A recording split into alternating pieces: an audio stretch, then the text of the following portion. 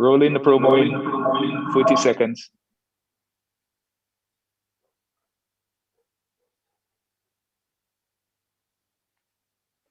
Having some feedback there. Yeah. Yeah, because of my iPad. That's why. Because of my iPad. That's the last time I'm going to be speaking. My iPad would be routing any audio again.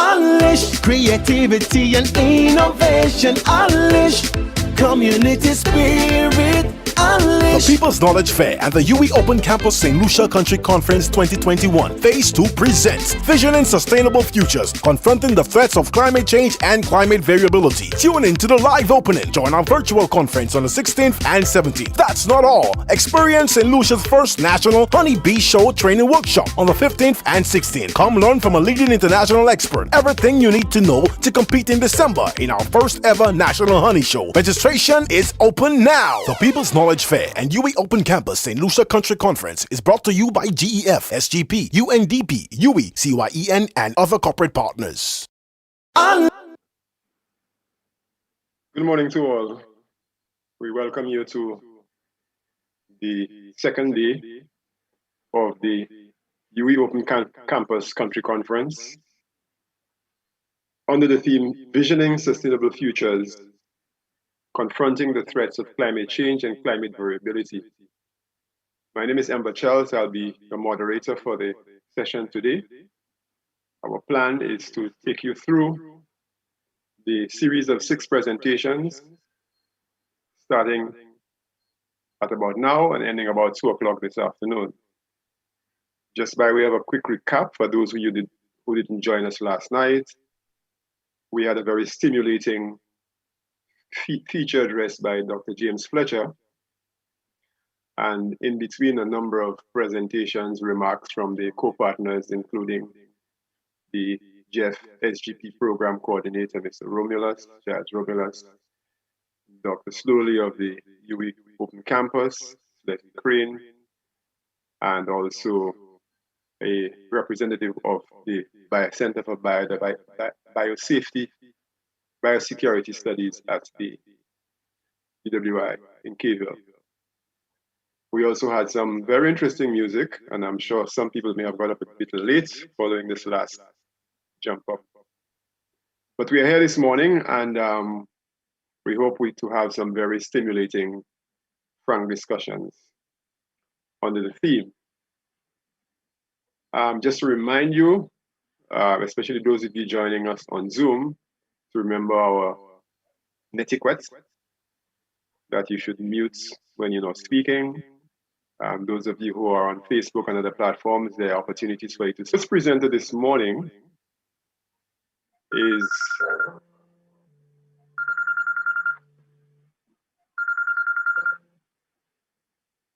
Dr. Cedric Van Meerbeek, who's a climatologist at the Caribbean Institute of Meteorology and Hydrology in Barbados. He'll be speaking on the theme, Historical and Future Trends in Climate-Related Hazards in St. Lucia. By way of a quick bio on Cedric, I prefer to call you by your first name because the second is a mouthful. He is a resident climatologist at the Caribbean Institute of Meteorology and Hydrology, CIMH Barbados. He holds a PhD in Earth Sciences from the VU University Amsterdam, the Netherlands, an MSc in Advanced Studies of Marine and Lacustrine Sciences, as well as an MSc in Geography from Ghent University, Belgium. His current responsibilities for the Caribbean region include coordinating applied climate research developing and operationally delivering climate information products and services, delivering training of professional meteorologists.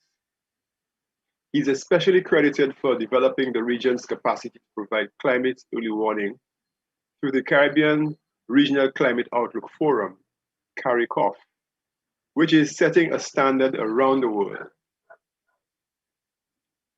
Dr. Mibrick serves with the United Nations World Meteorological Organization and is well recognized in the capacities of technical expert, trainer, and regional representative. He's a lecturer in climate sciences at the University of the West Indies Cable campus, where he is supervising postgraduate students whose research is linked with climatology. Cedric has published extensively on Caribbean climate, climate services for climate-sensitive sectors, climates of the past, and authored 25 articles in leading peer-reviewed journals thus far. Cedric, welcome, and over to you for your presentation. Thank you, Mr. Chair, and I want to thank the organizers of this very important workshop or conference, actually, for inviting me to present on the climate trends that we can expect for St. Lucia and the wider OECS region in the Caribbean. So without further ado, let me share my screen so you can see the presentation. Can I just kindly have a confirmation that my screen is visible? Yes, it is. Okay, fantastic. Thank you so much. So what I'm going to talk to you about, again, trends and projections of our climate Lucia and the OECS region actually fitted within a study that was done for the OECS Commission with the support of the Agence Française de Développement and Expertise France through their Adapt Action facility. The project was known as CCASAP, which is a still ongoing project. And my role in that project, together with the head of the WMO Caribbean Regional Climate Center, Mr. Adrian Trotman at the CIMH, was to characterize the trends in hazards that were associated with the ongoing climate change. So when we think about climate change, some of the figures that we often hear is that our climate will be warming by 1 to 5 degrees in the Caribbean by the end of the century. There will be a drying trend of 25 to 30% less rainfall by the end of the century. And at some time in the future, we can expect sea level rise to exceed about 1 meter. But this is very useful information. However, note that this information is really talking about trends in average conditions. Whereas as we experience already today, it's not really the average that poses the greatest risk and the greatest challenges on our development and our environment, but it's really the extremes which pose the significant hazards on our society. And so what we wanted to do different in this study is not to look so much at trends in averages, which are well established, but trends specifically in hazards. And the reason why we want to do that is because we want to have a better hold of what our risk associated with climate change will be for St. Lucia, for the OECS. And so if you look at the Intergovernmental Panel on Climate Change, which is the global authority on the matter of climate change, how do they estimate future climate risk? Well, the way they do it, they have a handy formula, a handy equation here at the bottom, which states that climate risk is the product of hazard in terms of its severity and probability, vulnerability and exposure. So just to give an example, if there is a bad drought, that drought is bad enough to produce impacts such as water shortages, etc., then that means the severity has crossed a certain threshold. If that drought is affecting a population that is vulnerable to the drought, then that poses risk to that population once the population actually is in the region of drought. So to give another example, if the drought happens in a certain area that is unaffected, so there is no exposure, there is no risk, or if the drought happens in an area where the population is actually well adapted and resilient to the drought, there is no risk. Of course, no risk is never really the reality that we face in the Caribbean. So we really want to characterize climate risk going into the future. So here what we're doing in this study is characterizing risk primarily in terms of the hazard impact potential. The hazard impact potential is a fancy term. It basically means the frequency or the probability of an impactful hazard event within a certain period of time. In other words, how often is the hazard happening within a certain period of time, noting that that hazard is at a severity level in which, beyond which we can really expect impacts on our society in terms of our socioeconomic sectors, in terms of our environment, etc. So we really want to look here in this study at hazard impact potential for the OECS and St. Lucia in particular. Now we are looking in this study at climate change, which is typically the most well-known time scale of climate among a wide section of the population. If you look at the climate timescales that we're looking at within the climate field, you go from weather, which is the state of the atmosphere within the next few minutes to a week or so. Then you have what is called subseasonal and seasonal climate variability, which is going from ups and downs that are noted within weeks to several seasons. And then beyond that, going beyond decades into centuries, that is when we talk about climate change. So we're really looking at this time scale here. What I want to draw your attention to specifically is here the forecast uncertainty, whereby the width of this wedge is related to the amount of uncertainty that come with certain predictions at those timescales. So the uncertainties are quite small at the very short timescales, but they become larger at larger timescales. The reason why I mention that is that this will have implications as to what is the actual geographical scale at which a study should be done on climate hazards.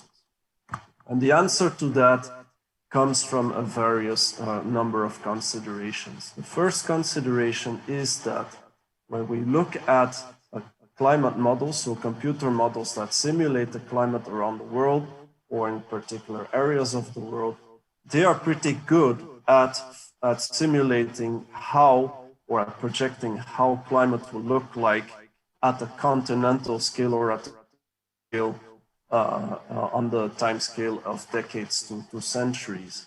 They are not really good at very fine-scaled projections. What we find as a compromise is that there is still useful skill at the sub-regional scale. And by sub-regional, I mean, for instance, looking at the Leeward Islands of the OECS region versus the Windward Islands in which St. Lucia is located, of course. So we really can't go much beyond or in greater detail, in greater zoom than the Windward Islands if we look at climate change projections. Another consideration is that geographical differences in the climate hazard impact potential are driven by topography, first and foremost, so how high our mountains and our hills are or how flat the topography is, by wind exposure, whether we're on the leeward or on the windward side, and lastly, by geographic location, by which I mean the longitude and the latitude, so where in the Caribbean region are we located? And because topography is the main factor, this means that substantial differences in hazard impact potential occur at the sub-regional scale between countries of the Caribbean rather than between St. Lucia, for instance, and St. Vincent, or St. Lucia and Martinique. It really doesn't matter too much which Pacific island you are in the Windward Islands. It's really more the topography of the island that is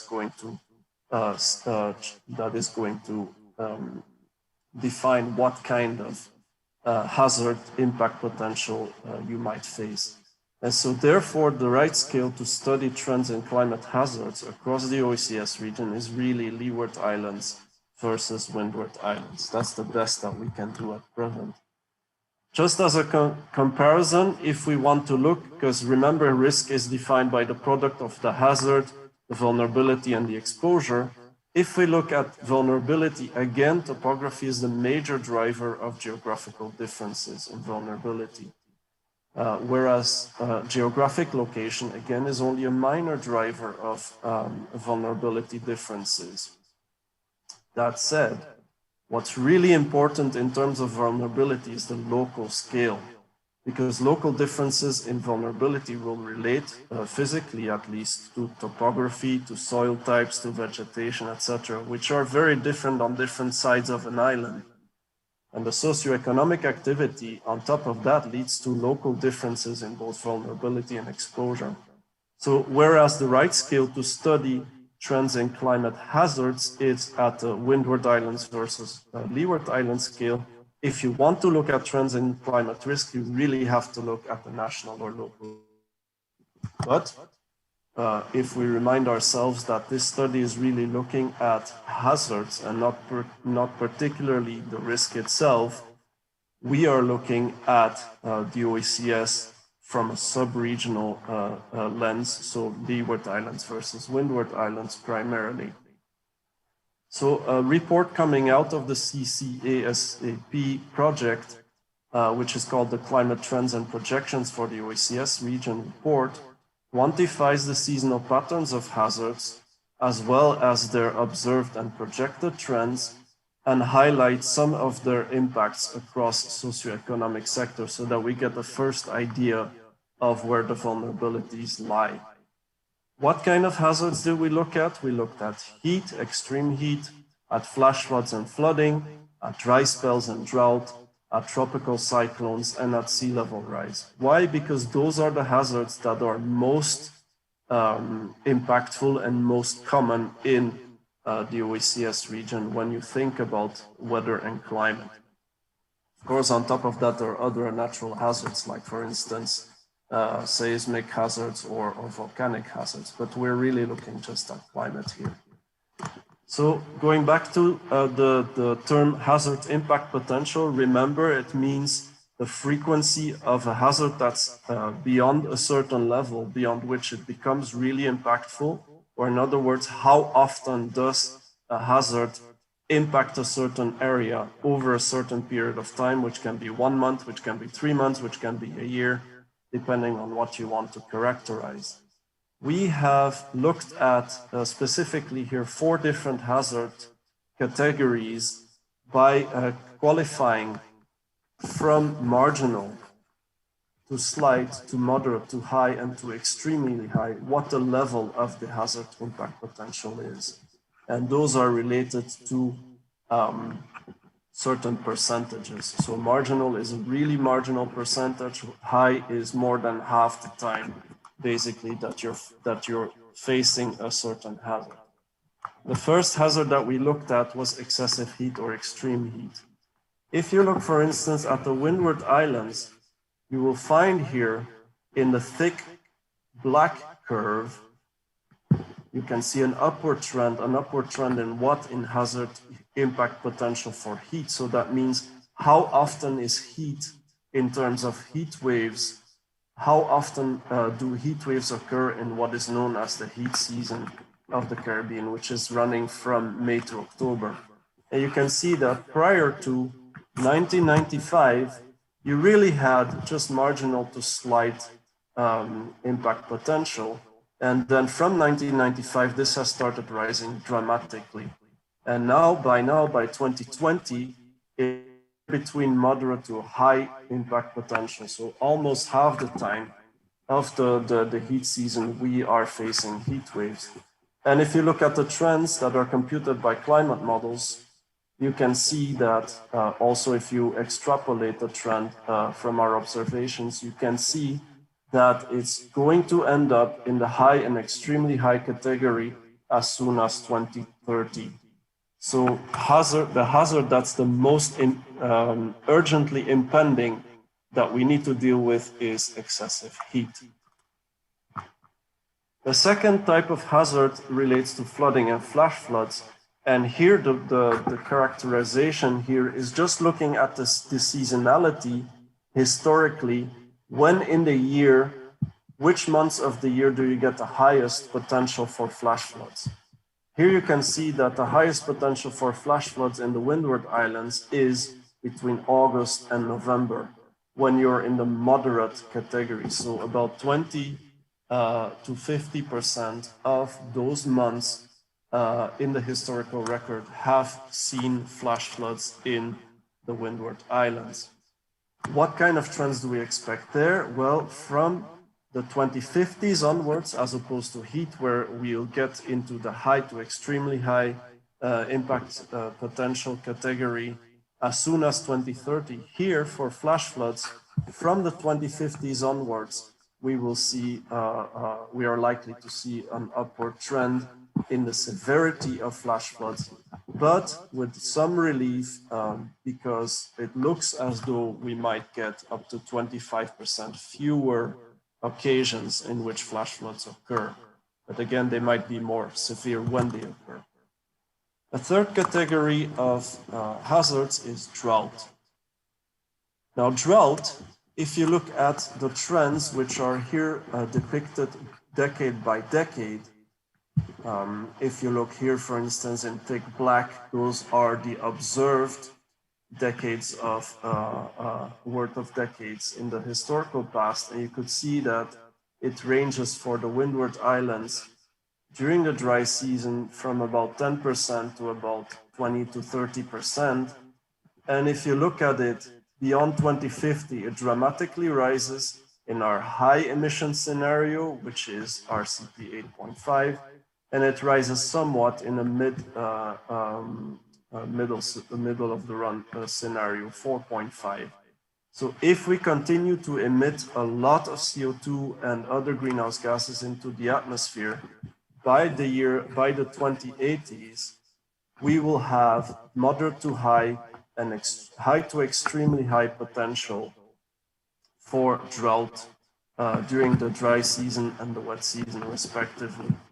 So this is important because what it means is that by the end of the century, we'll be spending most of our time in drought. Not having a drought becomes an exception. The fourth hazard category is dry spells, which are really short duration spells without significant rainfall, which cause water stress, particularly in agricultural crops.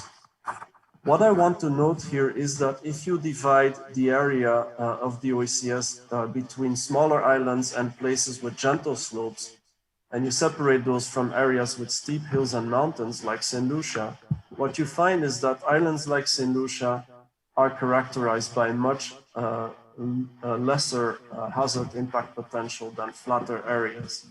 Note, however, that the extreme south and the extreme north of St. Lucia fit more or less within the gentle slopes, but the rest of the island fits within this area. But still, you can see that in the dry season, crops that are more sensitive to wilting will be under the impacts of hazards about half the time historically, but there is a projected increase that emerges for the frequency and the duration of dry spells beyond the 2050s. So even though the risk is really low at this time, because the hazard is not that impactful in St. Lucia, there is going to be an expected increase over time, whereby we might have something that starts looking more like this, where you only have the wet season in where the less sensitive crops are not going to be susceptible to the risk posed by dry spells. Okay, so that was the OECS at the leeward versus windward scale. Now, if we zoom in on St. Lucia specifically, how does the hazard impact potential look like in St. Lucia? What kind of expectations can we have for the hazards? Those same 4 hazard categories in St. Lucia. First of all, let's look at the seasonality of those hazards.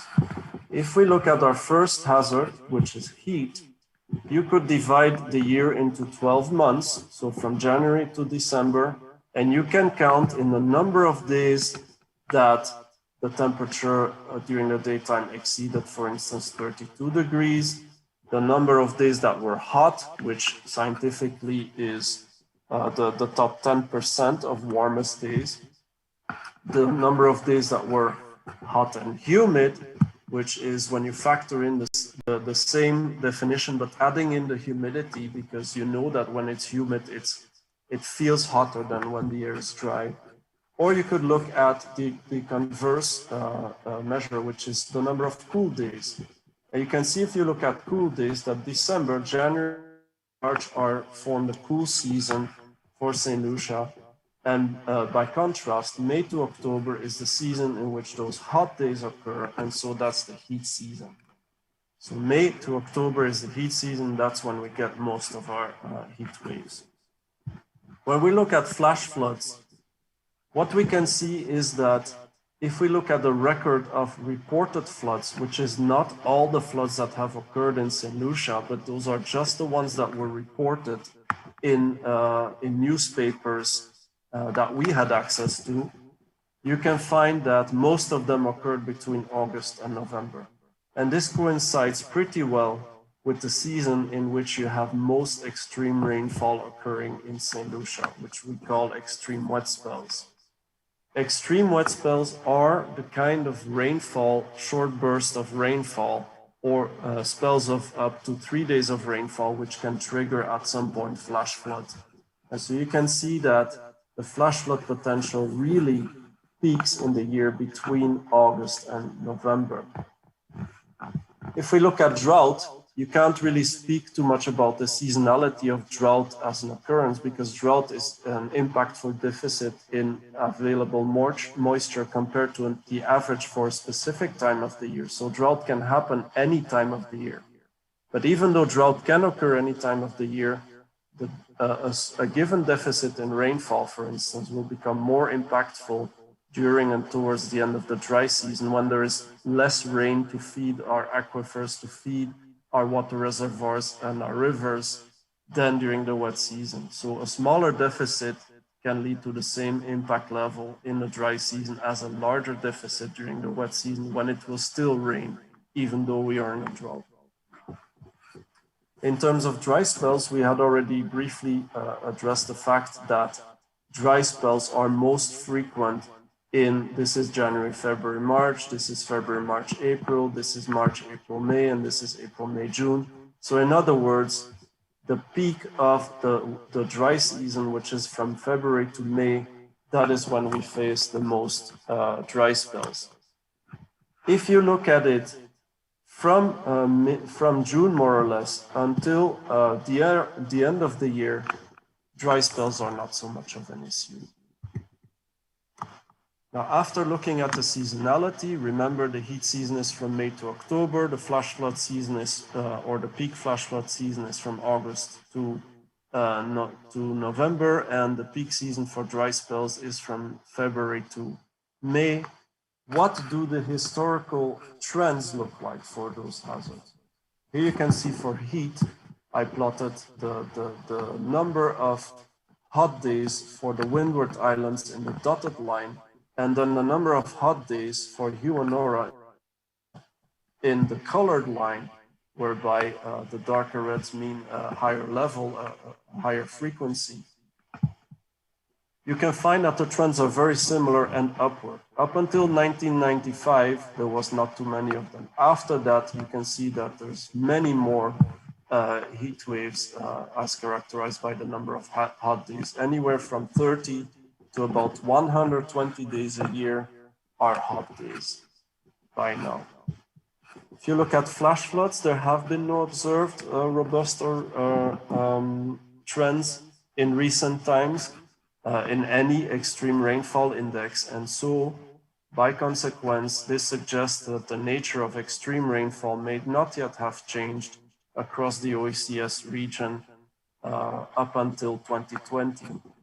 And that means that there's unlikely to have been an increase in flash floods due to climatic changes. There might have been more flash floods, but those would be related to more infrastructural changes and to increased exposure, for instance, rather than climate change itself.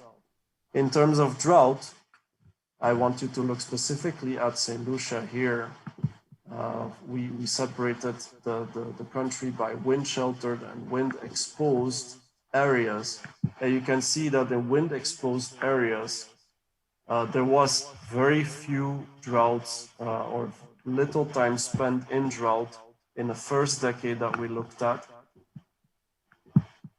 But then in the next 3 decades, and particularly from 1999, you can find that for long-term drought, there has been a major uptick in the percentage of time that St. Lucia was spending in drought, from less than 10% initially to over 25% of the time spent in drought during the dry season and during the wet season. Still in the wet season, you can see that drought has been occurring as well. In terms of dry spells, just like for flash floods, there has been no observed recent trend in the number of dry spells. You can see it all fluctuates around a line that's essentially flat. So there have not been increases in the number of dry spells as yet.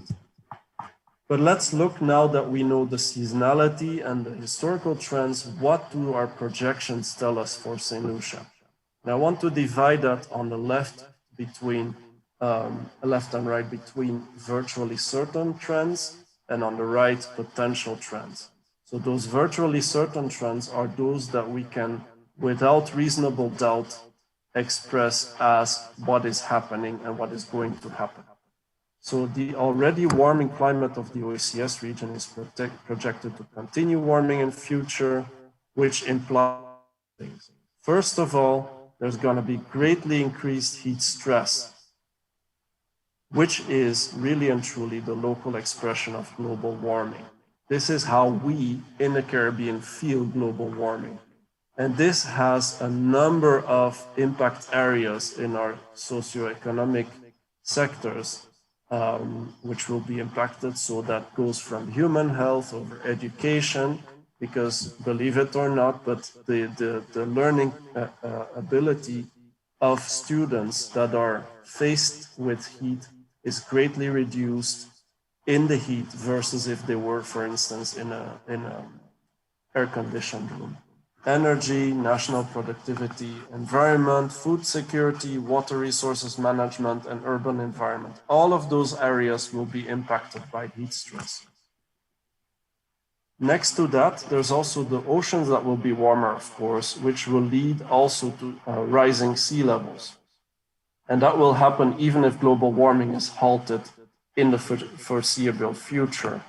And we know that will impact a number of areas as well in our society, including the coastal zone management, coral reef health because of coral reef bleaching, coastal and pelagic fisheries, and infrastructure.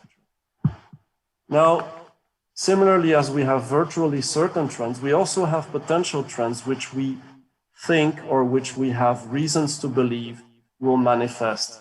But the only difference is that our confidence level is not always very high. Sometimes with some trends, we only have medium or even low confidence. But it's still important to get prepared to such hazards changing in their nature over time. So if we look at major hurricanes, what is well known is that there's medium confidence that we will get more frequent and more intense major hurricanes, which will then be accompanied by stronger storm surges on top of an already higher sea level into the future. This will mostly affect, of course, disaster risk management, but also our coastal zone, our infrastructure, and our tourism. Next, there will be more frequent and intense droughts. This we can say with high confidence, not so much because we know for sure that rainfall is going to decrease over time, but more so because we know that our temperatures are increasing. And when the temperatures increase, the amount of evaporation out of the soil increases, and therefore there's less water left in the soil, and therefore more droughts. And also there would be more dry spells, but for that we only have medium confidence. Finally, we might be seeing an increased flash flood and flooding intensity, but possibly the frequency of such events would decrease. However, you know that it's really the intensity of the more intense occurrences that pose the larger risk. So it's still important to note that the intensity is going to rise. So that's it for me. I thank you all, and I'm looking forward to this discussion we're going to have. Thank you. Bye. Well, thank you very much, Cedric. I guess as someone from the Netherlands, you'd understand the analogy of cricket. Well, I'm from Belgium, but yes. You're from Belgium? From Belgium, yes. But studied in the Netherlands nonetheless, so you would have been exposed to cricket. In Barbados, not in the Netherlands. Not in detail, okay, well, as an opening batsman, I think it was a very slow response to the bouncers, but you did very well. Thank you. We get someone to explain that to you. So now we would have, thanks for your presentation. We have a few minutes, about 15 minutes for questions. Well, 20 minutes actually, but since we're trying to keep the time, we will, if we get questions for 20 minutes, we'll take them. But I would invite those of the participants who have joined us this morning to field their questions. We have the Facebook as well as the YouTube platforms for which participants can field their questions. So as they come up, we'll give them to you. But while we're thinking of, are we waiting? Can you speak a little bit to the implications of your study for disaster mitigation planning? Okay, thank you for the question. The real addition to the body of knowledge of this study is that instead of characterizing climate change in terms of averages, is that we look at extremes and how they impact on hazards. And so part of comprehensive disaster management and disaster risk reduction is really having a good handle on what our hazards are. And this has not to date been characterized to the appropriate level where it would allow us to directly compute risk. What is now the quantum of risk that St. Lucia is facing now and into the future related to specific hazards. On top of that, the additional benefit is that, of course, what we see and what we've seen in the past few years and decades is that more and more often you get compounded hazards. For instance, you can have a very bad hurricane season, like last year's hurricane season had 30 named storms, which was a record. Fortunately, none of them were devastating to St. Lucia or the Windward Islands, much of the Eastern Caribbean. But still, the hazard was there. At the same time, it was also the hottest or a record hot heat season for many in the Caribbean. And at the same time, again, there was drought early in the year, and then it flipped onto a period with a lot of floods, a lot of flooding across the region, and repeated flooding indeed. So the added advantage of this study is that it allows, through the hazard potential, impact potential calculations, it allows you to multiply that by the vulnerability and by the exposures that we have in our region, which of course had to be studied as well, had to be quantified as well, to actually know exactly what is our level of risk. We already know that in monetary terms, 9 of the 10 countries which face the largest loss in GDP due to due to hydrometeorological hazards. So weather and climate-related hazards are found in the Caribbean. The 10th country in that top 10 list is a Pacific SID. So what we see is that not only are SIDs impacted more heavily in terms of monetary losses, we also know, of course, that a lot of those extreme events can cause injury, can cause loss of limb and loss of lives and livelihoods. But what we see is that the Caribbean is not only facing these kind of losses because our vulnerability is high, but we also see that there is a change in some of our hazards. And it's that change in the hazards that we need to know into the future. That's really what this project was about. How do those hazards change into the future? Right. Remind the participants on the Zoom platform, you can ask your questions, just raise your hand or just put on your on mute or put on your camera, and we will take your questions as they come in. But while we are waiting, I will take the opportunity to field another question, if you don't mind. Sure. And it has to do with our approach to data collection on climate matters.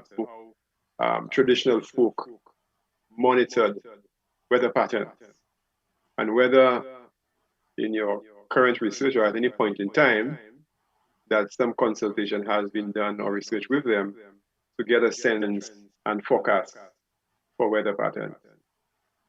Yeah, so you a very important aspect of climate change, which is the expression of climate change as we feel it, as we experience it, and as we perceive it. So we're really talking about perception of climate change here, which is data that we should be tracking indeed.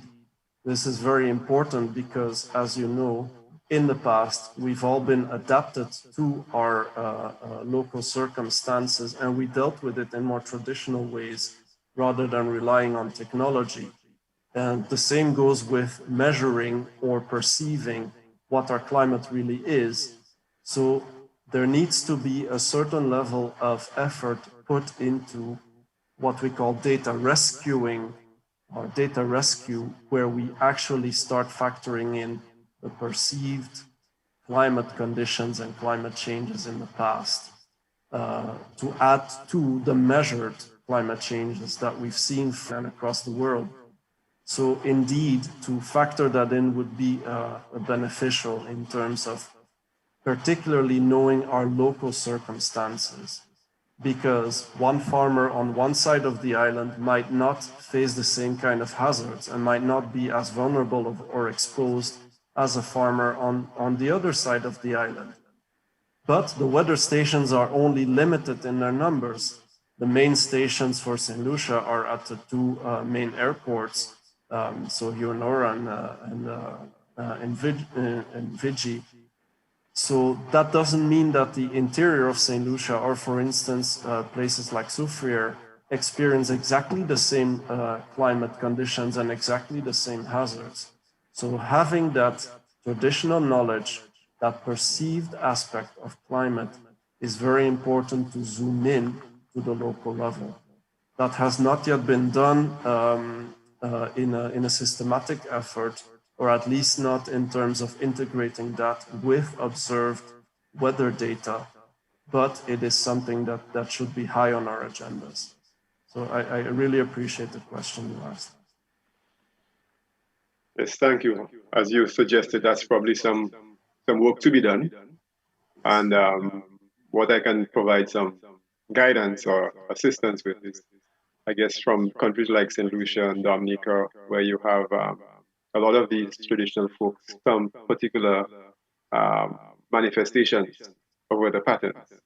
And that will probably be somewhat of a help in your research going forward. So we're looking forward to that.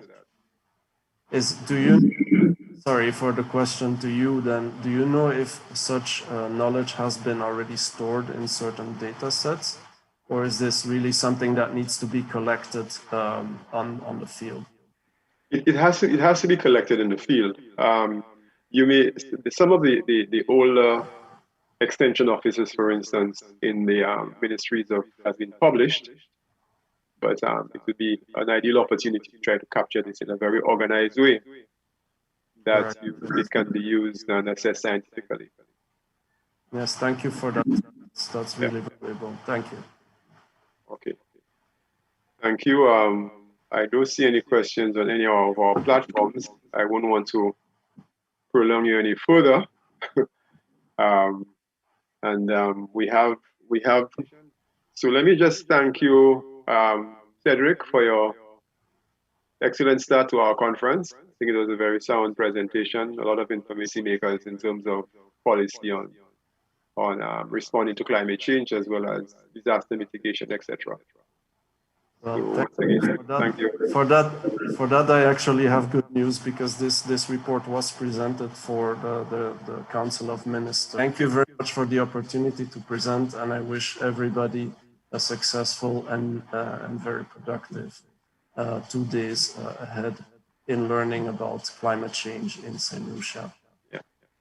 Thank you very much, and I hope you will probably stay with us when you have the opportunity throughout the next 2 days.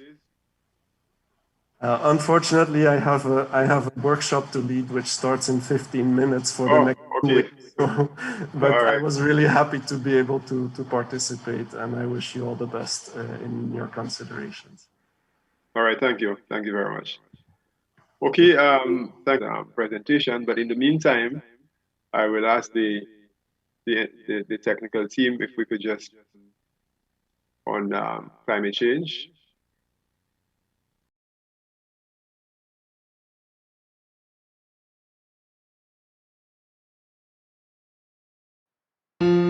If I tell you that the world is going to end, you would probably laugh and make fun of me. You would say there is no such thing as us poisoning the ocean, so vast and so large. Yet you are quick to believe in war refugees of ISIS and Boko Haram, but the piercing cries of climate change refugees fall 6 feet short of our unsavory graves, lies buried in the tombs of our greed and desperation for money. MNCs exploiting the earth at the cost of SIDS, yes, multinational corporations or MNCs, threatening the very survival of small island developing states or SIDS. See, whilst governments and CEOs hide behind bureaucratic sunglasses, diplomacy and respectability, the satire lies in wait when the chemistry of technological advancements is unescapable. Carbon footprints stamped over official seals and enveloped to filter through echelons and hierarchies, heads of states and monarchies. Almost 90% of the world's energy comes from natural gas, oil or coal. A cost we pay with trees instead of gold, with coral instead of pearls, with dreams instead of goals, with kids instead of olds. Remember Typhoon Haiyan in the Philippines? 7,300 dead or missing souls. Is that too far from home? Then do you remember Superstorm Sandy, Hurricane Katrina, or the Europe summer of 2003 when a heat wave was directly responsible for over 14,000 deaths? Is that still too far from home? Let me tell you where home is. Tropical Storm Erinada, Cuba and the Cayman Islands. Hurricane Thomas flushing St. Lucia. Lives lost and economies stuck in recovery mode. This is home. We have Category 5 hurricanes, extreme weather, reduced food production and rising sea levels. The ocean, our largest carbon sink, is now screaming because excess CO2 is making it acidic. Such irony. Biodiversity lost with coral reefs, thousands of species lost with the Amazon as our rainforests become deserts, our rivers become ravines, water sources become mud trails, ecosystems become new pages in history books as trees are ripped to make paper, scraped in lieu of pharmaceuticals. I can think of 1.5 reasons due to a little child in Samoa inhaling air with carbon he or she did not put there. 1.5 to stay alive. This is a global warning. SIDS catch the cold when the world does the sneezing. Goodbye sandy beaches, tropical fruits and cities. Life now in SIDS is lives in these countries have long reached their breaking point. Maybe you'll better understand when there's no more rice and no more wine, no more bees. And Kingston, Georgetown will be underwater and cut off with no airports and no harbor. Marshall Islands will be fighting like martial artists to be remembered as once existed, and tradition will be lost with egos in the melting caps of the Arctic and the Antarctic, and the rising sea levels of the Atlantic and Pacific. Or maybe when the world countries that once existed, lives that once thrived, and cultures that drowned with global warming, economies that could not survive beyond 1.5, like Antigua, Tonga, Trinidad and Tobago, Tuvalu, for the world to be selfless and not selfish, needing for a world that is caring, one that unites, one where all lives matter, a world where a global temperature rise of more than 1.5 degrees Celsius is just a dream. Help us build that world. 1.5 to stay alive.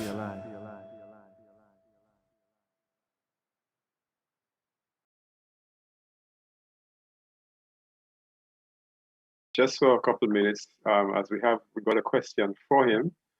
The individual asked from Vincent Peter, who asked how he can access the region are using the data about these hazard projections in their planning and decision making. Last. Vincent Peter. Mr. Peter, I guess. Yes. Yes. Thank you, Mr. Peter, for the question. Allow me to just share the screen again, because I want to show you there is a link at which you can download. At which you can download the report directly. Now, I want to ask Mr. Chair if this link could be sent out to Mr. Peter right after this talk or later on during the conference, so that he and us, also others, could access it. I will paste it here in the Zoom chat, but I know that many people are connected through other media. So if that could be given to them, that would be wonderful. Thank you. Okay, yes, we do that. Thank you. In terms of how this is incorporated, well, keep in mind that this is a very new report. This is 2020. So it will require some time for the information contained in the report to be mainstreamed into decision-making and policy-making. So the main point is that we need to be strong in our efforts of building awareness, of educating our people, so that our people demand our governments to factor in these kind of considerations. But again, as I mentioned, the Council of Ministers responsible for environmental sustainability of the OECS, including St. Lucia, have taken note of this report, and there will be other avenues which I will take to disseminate the words that are mentioned in this report. So I hope that taking note is not just in a way of noting the information and letting it be, but that through our efforts, joint efforts, I'm not talking just about myself, of course, but through our joint efforts, that we can make a voice that is loud enough to change our policy making into the future. Just keep in mind that our policymakers and our politicians are aware and they know that it is a priority. Thank you for the questions. Thank you very much, Cedric, and best wishes on your next assignment. Thank you, and goodbye. Okay, bye-bye. We will now invite Dr. Henry, our next presenter, to make his presentation. And while he's preparing, let me just introduce him formally to you. Dr. Henry will be speaking on the subject, the climate change and economic development implications for SIDS, Small Island Development States. The case of St. Lucia. He's a development economist and regional integration specialist at the OECS Commission. Dr. Clarence Henry is an educator and development economist by training. He holds a Bachelor of Science degree, Economics and Government, a Master of Science degree, and a doctoral philosophy degree from the University of the West Indies. During his teaching career, he taught economics at the college and the university level at South Louis Community College, where he was a lecturer for 8 years. His research focus includes economic integration, economic development, and economic development challenges among small island developing states. Dr. Henry, welcome. And over to you for your presentation. Good morning to everybody. Thank you, Chair. Just confirm whether you are hearing me very well. Yes, I am. Okay, that is excellent news. So this morning, I want to first start by thanking the UWI Open Campus in Lucia to invite me to make this presentation at what is a very important and timely discussion. So this really speaks to the value of this Open Campus conference this year. I will be speaking on the topic, as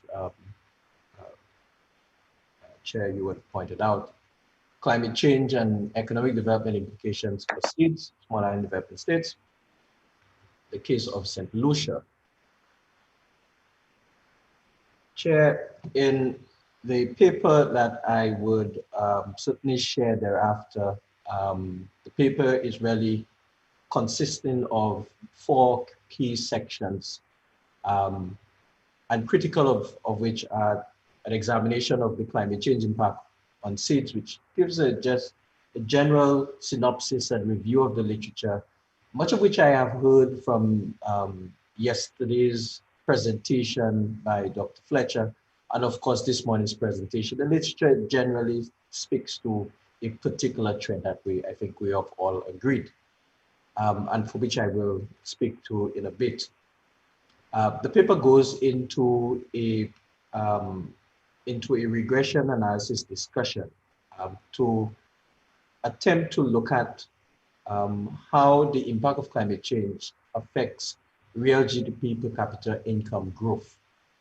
So the emphasis in that case is more on the rate of change of our per capita income. And I will deliberate a bit on this matter in the presentation. And then, of course, the paper offers some policy considerations and makes a very brief conclusion.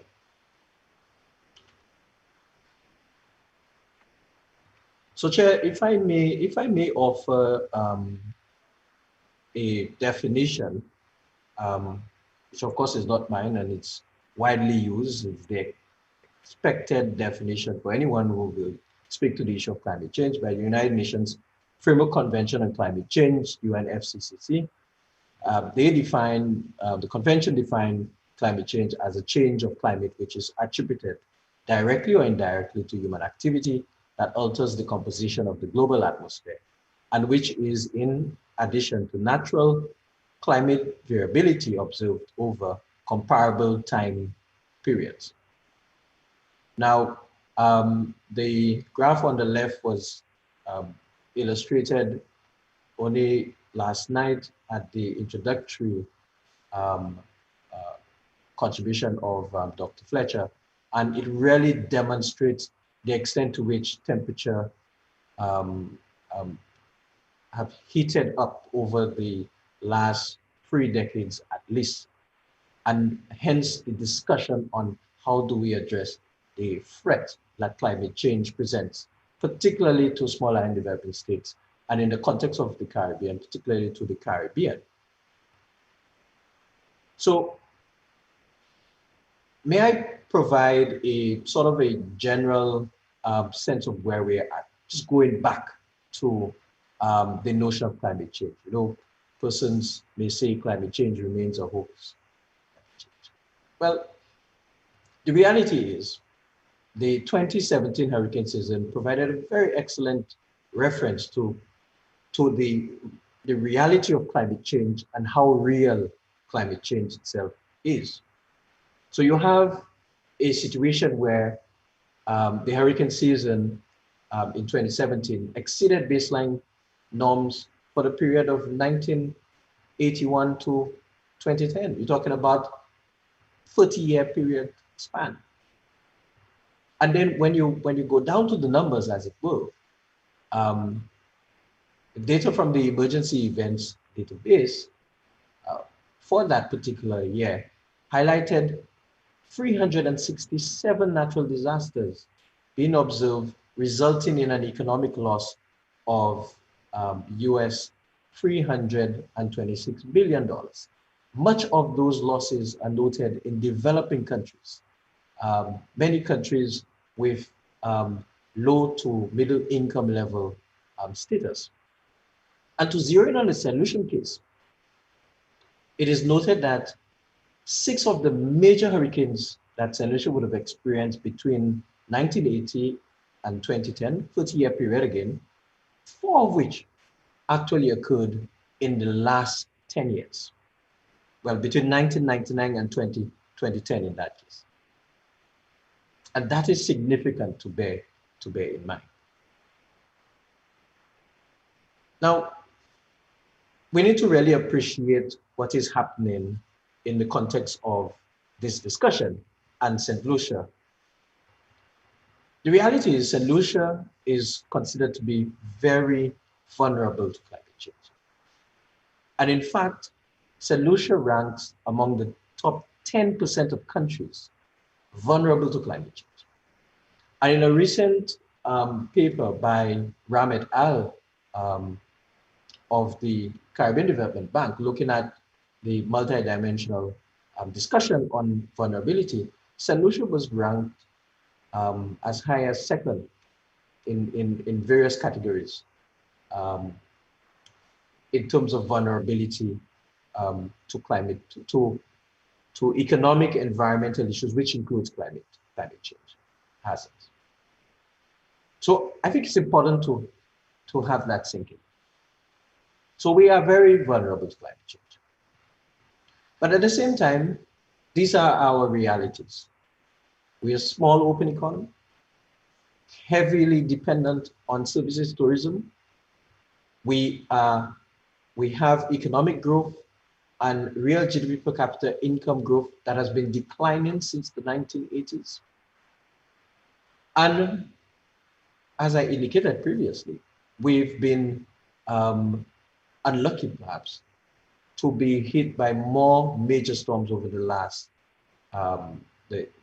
20 years in comparison to period before.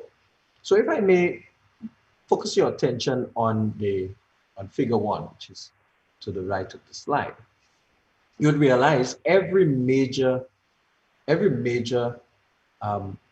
natural disaster event has brought about significant downturn. I'm not sure if you're able to see my cursor, but if you focus on the 1980s, we move from having a peak in growth, and in 1980 with Allen, a decline in growth with Allen costing over 69% of GDP in terms of losses.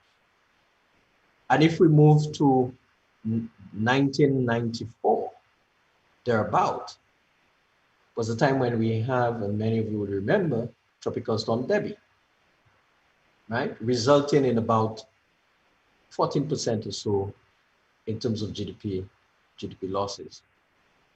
And then more recently, we have examples such as in 2007 with Hurricane Dean, which struck us at, I believe, Category 2. And I experienced Hurricane Dean, but actually in Jamaica, which struck Jamaica as a Category 4. You see again, every time there is a major storm, there's a decline. Of course, some of the decline in growth is also associated with international economic events like economic recession. And of course, 2008, 2009 period would also reflect the global financial crisis. And then of course, more recently, we had Hurricane Thomas in 2010.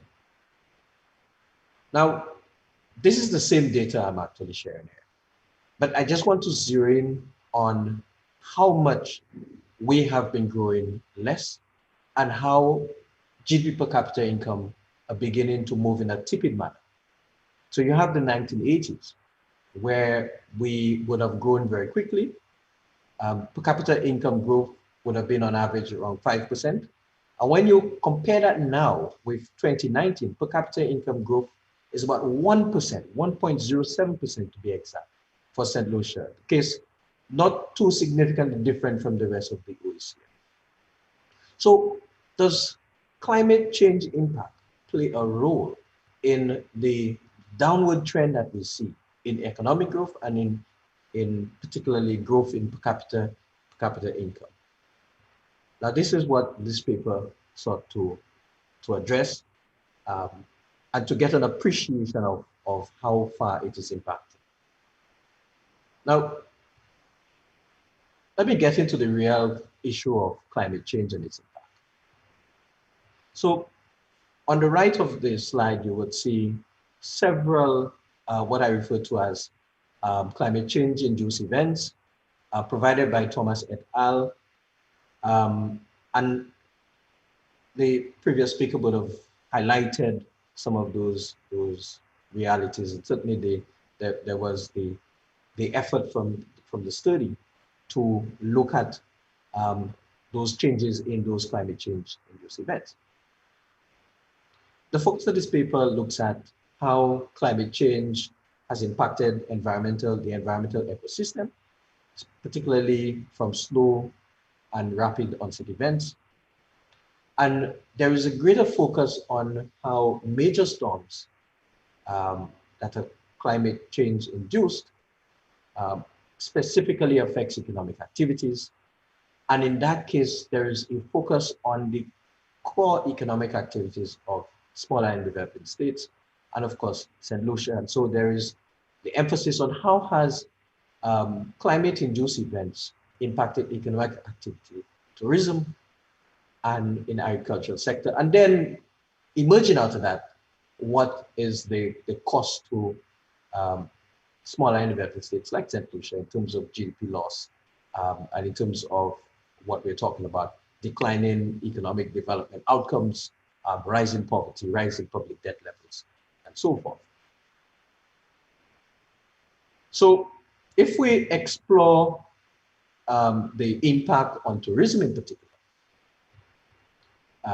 there are several ways in which the tourism industry is impacted by climate change. So Monidi et al. Would have examined this issue for Jamaica and for St. Lucia, looking at how damages to the international transportation assets, such as airports and seaports, impact the tourism sector. Macfield and Burke et al. Would have looked at the whole issue of how climate change events would have impacted the accommodation and attraction sectors in tourism. And so, in particular, Burke et al. Would have highlighted, for instance, that losses of over $100 to $300 million per year are noted in the area of dive tourism, and losses of 140 to 420 US million per year are noted in terms of the reduced shoreline protection services that are brought about. Fazil 2020 would have noted in terms of how, and doing an econometric study for Mauritius, would have looked at how the impact of precipitation levels on tourism arrivals. And they would have found that the higher the level, the lower would be the number of tourists arriving. And of course, for Mauritius, it would mean less tourism dollars, higher unemployment, less tax revenues for the government. And all of these would reflect in the output, the macroeconomic outputs in terms of growth in GDP, but also growth in per capita income, poverty levels, and the human lot of persons dependent on such sectors. All right, just bear with me because I'm going up and down and I haven't figured out it should be down. Now, in terms of the impact of the agriculture and fisheries sector, which is another critical economic activity impacted by climate change. In the fisheries sector, it is noted that declining coral reef population will cost US 95 to 140 million in annual losses. And in fact, McPhail makes the point that it will cost the fisheries sector those losses. And of course, who are the fisher folks? You're talking about village communities. You're talking about communities that are less considered to be high income communities. And so the vulnerability associated with the decline in the fisheries sector, associated with reduced catch, and the actual cost of the migration of the fishing population, fishes, to these communities will be significant in terms of poverty levels rising, unemployment levels rising. All of these speak to the whole issue of our economic development outputs that we need to bear in mind. That is the other story of climate change impacts. In terms of agricultural output, we talk about reduction in agricultural productivity and output in Caribbean, among Caribbean seeds. In fact, the FAO would have conducted a study examining this issue with respect to how droughts impact Caribbean seeds agricultural output. And so they would have noted, for instance, in 1998, the drought would have led to 45% of rice fields in Guyana uncultivated. What does that mean? That means less income for the farmers, less ability to take care of specific key needs in many communities, resulting in declining conditions in the human lot. They would have also noted, FAO, that in the case of the 2010 drought, you saw a 43% decline in banana output in St. Lucia. That has implications for the banana belt, then Miku, and other areas where bananas still continue to be cultivated. You talk about 20% in decline agricultural output in St. Vincent and the Grenadines because of that 2010 drought. And then when we move to the whole discussion on hurricanes, hurricanes have been identified as a significant concern as it pertains to loss of output and productivity in the agricultural sector. So for instance, FAO would have noted Hurricane Ivan in 2004 destroyed 100% of the banana sector in Grenada and would have led to 90% of revenues being lost for farmers. Hurricane Ivan and Emily in 2005 would have led to the wiping out of the nutmeg and maize trees in Grenada. You also have other examples that would have been highlighted.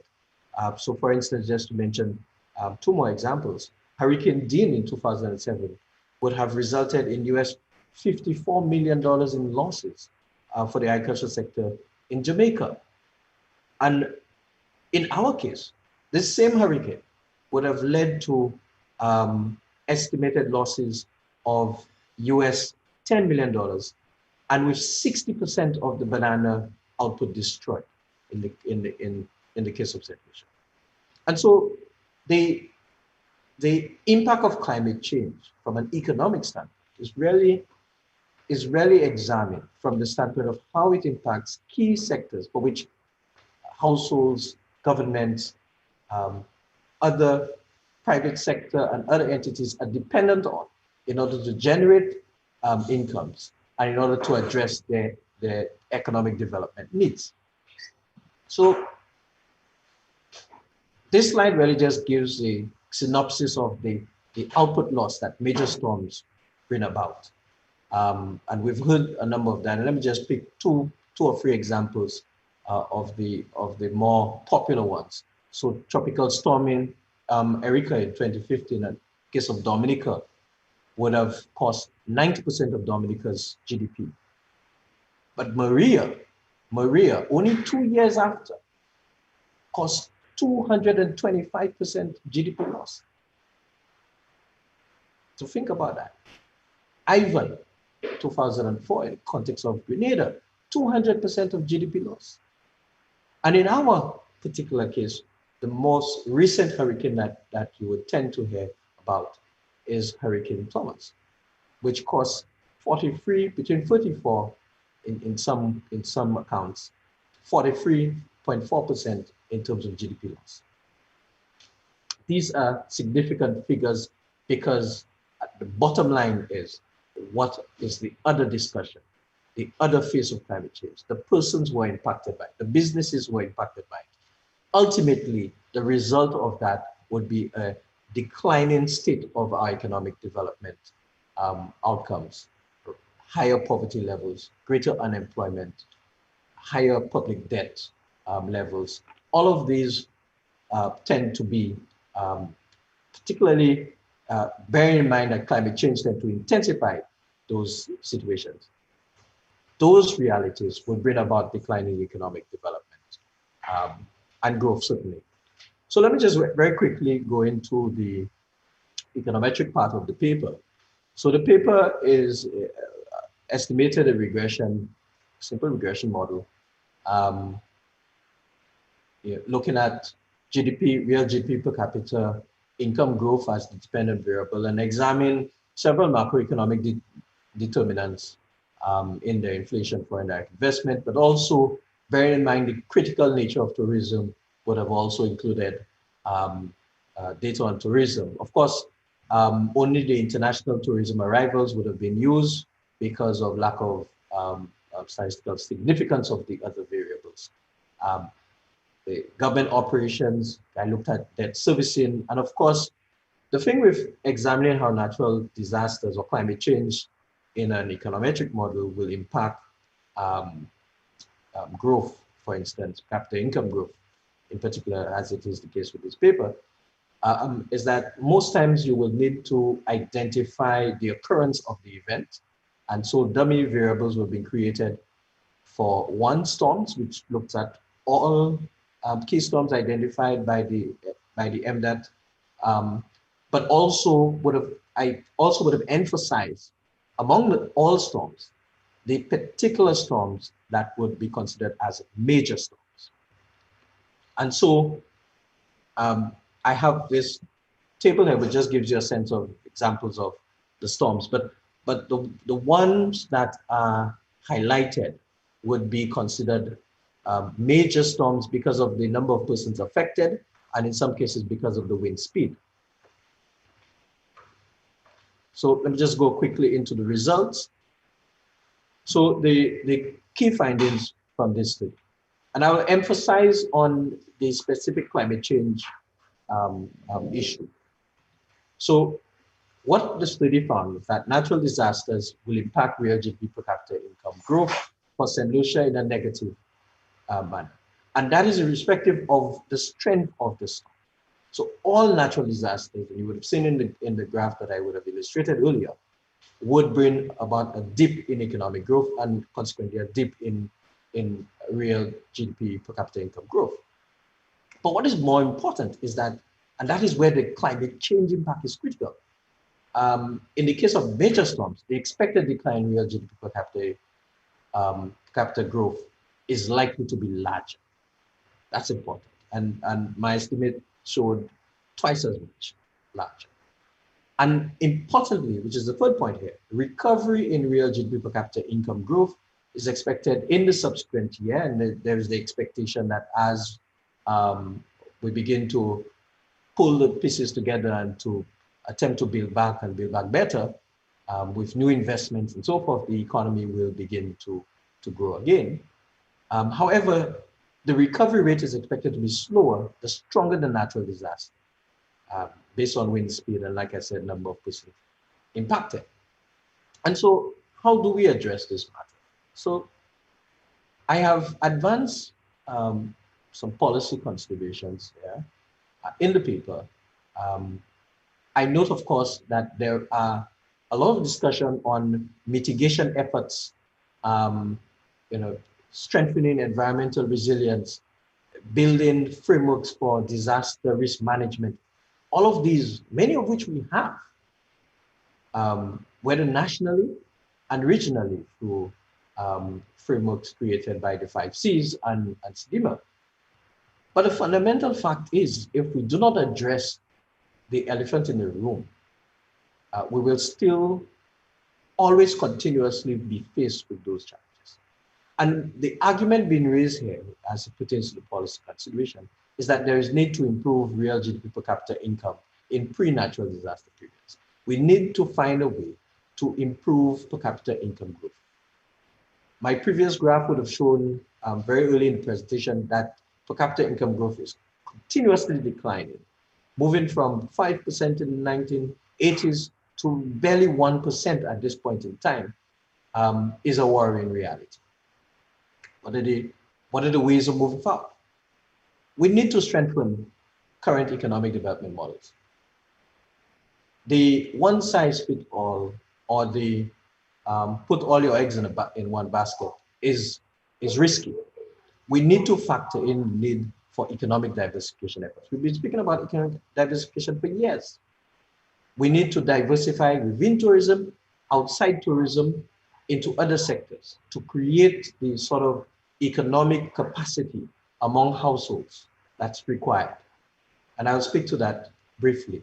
We need to examine policies that will improve the mean wages in the major economic sectors such as tourism, right? And that is critical in order to ensure that at the end of the day, that persons have income levels that would allow them to be able to strengthen their resilience to climate change events. And there's need to improvement in and sustainability of social safety nets programs. And let me just say one or two statements on what the argument being raised. If persons have high levels of incomes, they can build better homes. The reality that faces many village communities and communities prone to flooding, and consequently, they are at the heart of the potential risk associated with major storms, is that there isn't anywhere else to go. The inability to afford land beyond the village is something to look at. Right? The ability to build homes that will withstand Category 5, and with Irma and Maria, we may well be talking about Category 6 type hurricanes, will depend on the ability to afford. The ability to rebuild back will depend on the ability to afford insurance to do so. And bear in mind the rising debt levels of our governments, it is very difficult for government to take on the responsibility to do massive relocation or massive enhancement in housing stock.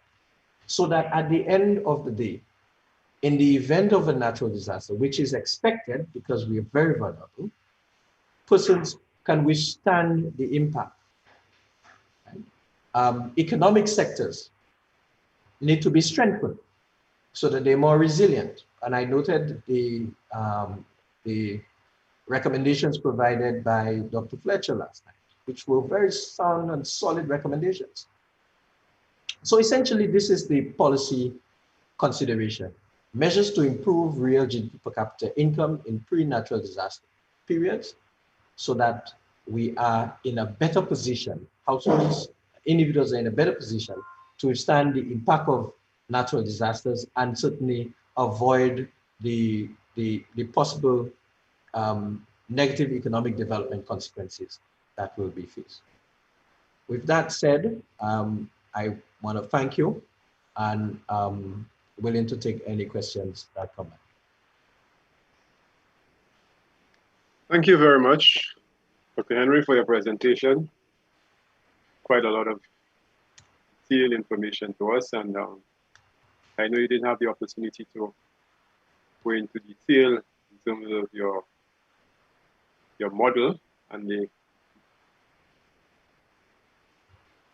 Sorry. Can I stop sharing? Should I? You could stop sharing for the time being, yeah, because we will just take some questions. Yeah.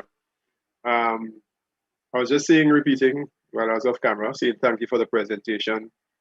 And of course, in conferences like these, you really get the chance to go into detail in terms of the model. But I guess we are more questioning. So we'll invite members of the platforms to field their questions. But while we do that, I have one question for you. Of course, the proverbial elephant in the rooms, in terms of cushioning the impact of you did mention policies in terms of wage increases, ensuring that more people have resources to build. But the relationship between that and saving, I remember that one of the peeves of the late Sir Dwight Venner, with disasters, we have very little room to maneuver, even though we may have benefited from increased GDP in the previous period, but doesn't translate because, of course, of a number of reasons. A lot of capital flights and all of these sort of things are happening. And just unmute. Yeah, certainly. Yeah, I was fighting with the unmute button. No, certainly. The model would not have included a variable for savings, especially savings rate.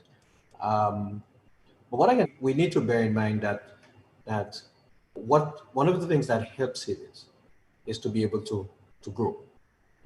With greater growth, or higher growth, more income, you're able to save more. But then you need the policies to ensure that that those savings are actually realized, because you can grow quickly income and not save. The ECCB would have looked at the issue of debt. And I'm using that example in terms of the government situation. The issue of debt, for instance, and looked at how growth in debt relates to GDP growth, and recognize that the ECCU tend to approach higher debt levels in times when growth is lower. And whereas at higher growth levels, which means higher revenues for the government, debt, the public sector borrowing requirement is to save if you have two things. If you have income levels that are closer to poverty level incomes, and two, if the conditions are not available to strengthen savings and improve savings, which is one of the things that Singapore would have done, would have been to put in place measures that encourage households to save. So savings is critical. The greater you save, the greater the buffer that you would have, as you pointed out, to address climate change situations, how you can rebound after a hurricane and so forth. But the reality is there are a few preconditions, I think, that need to be examined in order to put us to the point where we can begin to increase the savings rate. And it is all based on economics.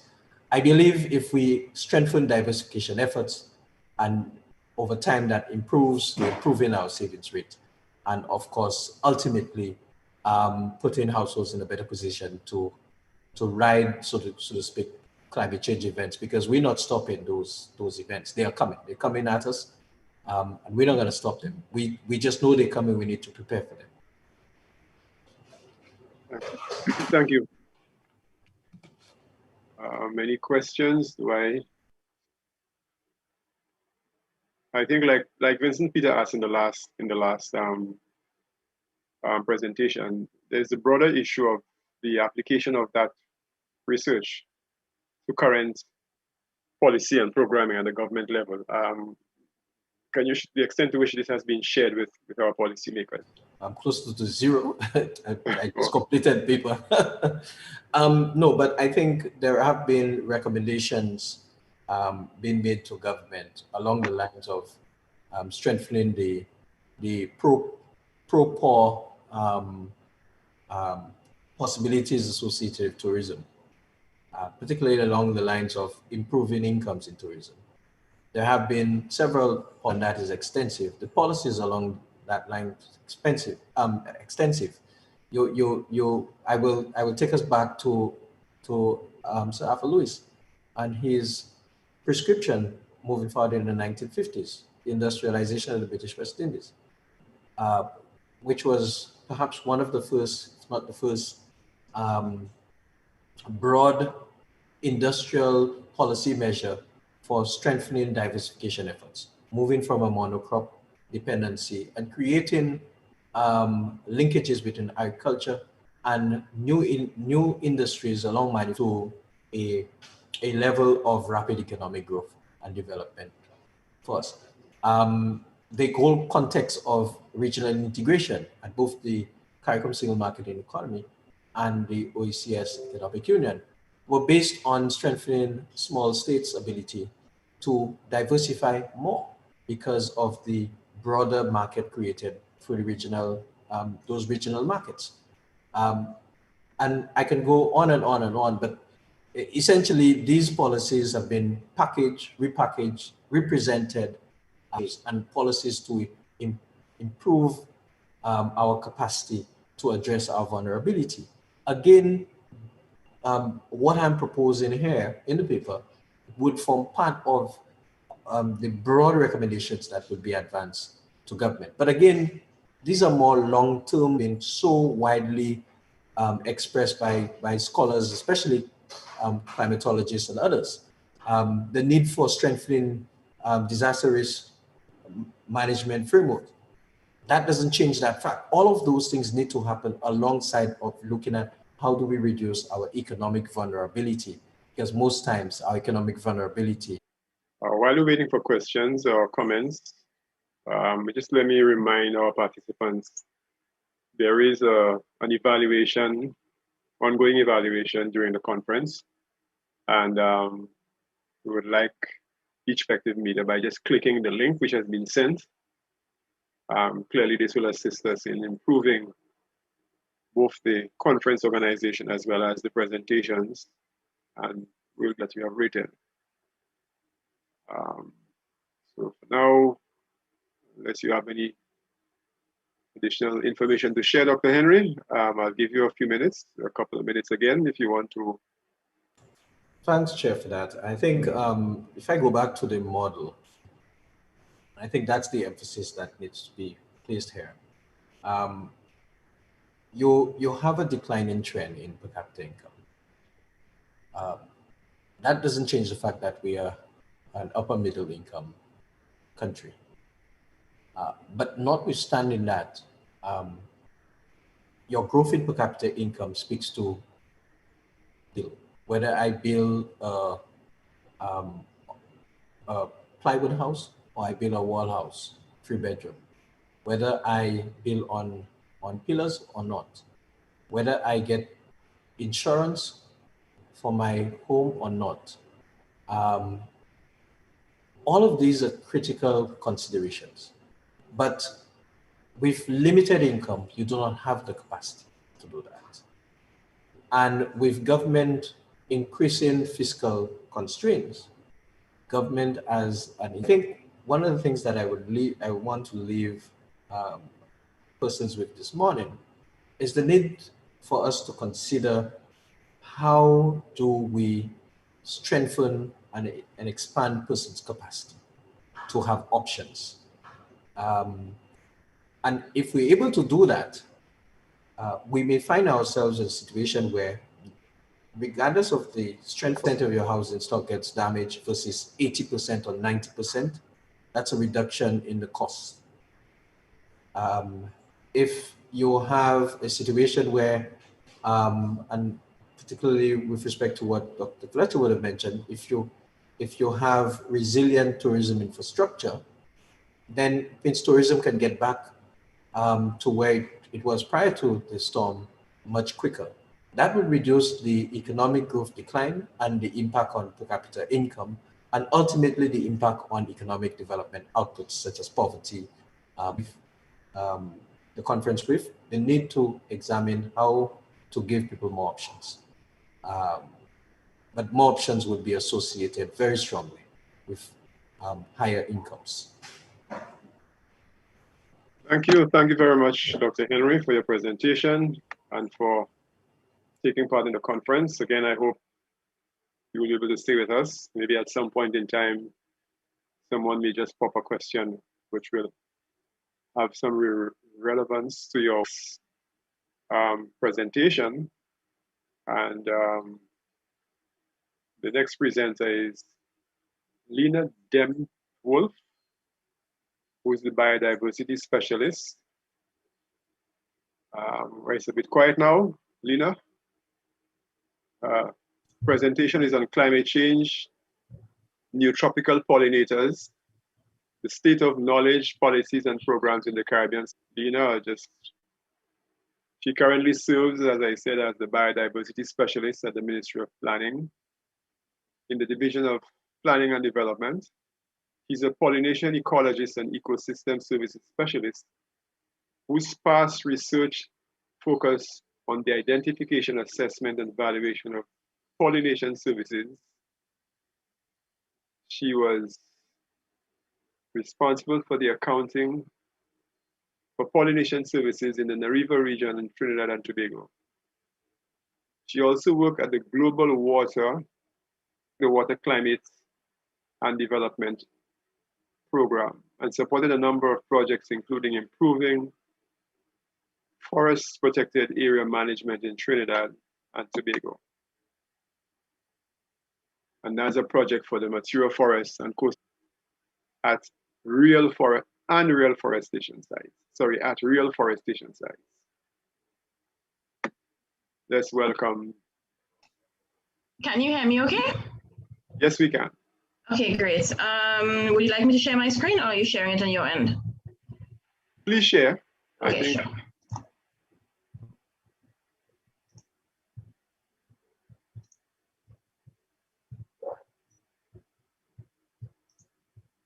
Yes, you are there. Okay, great. All right, perfect.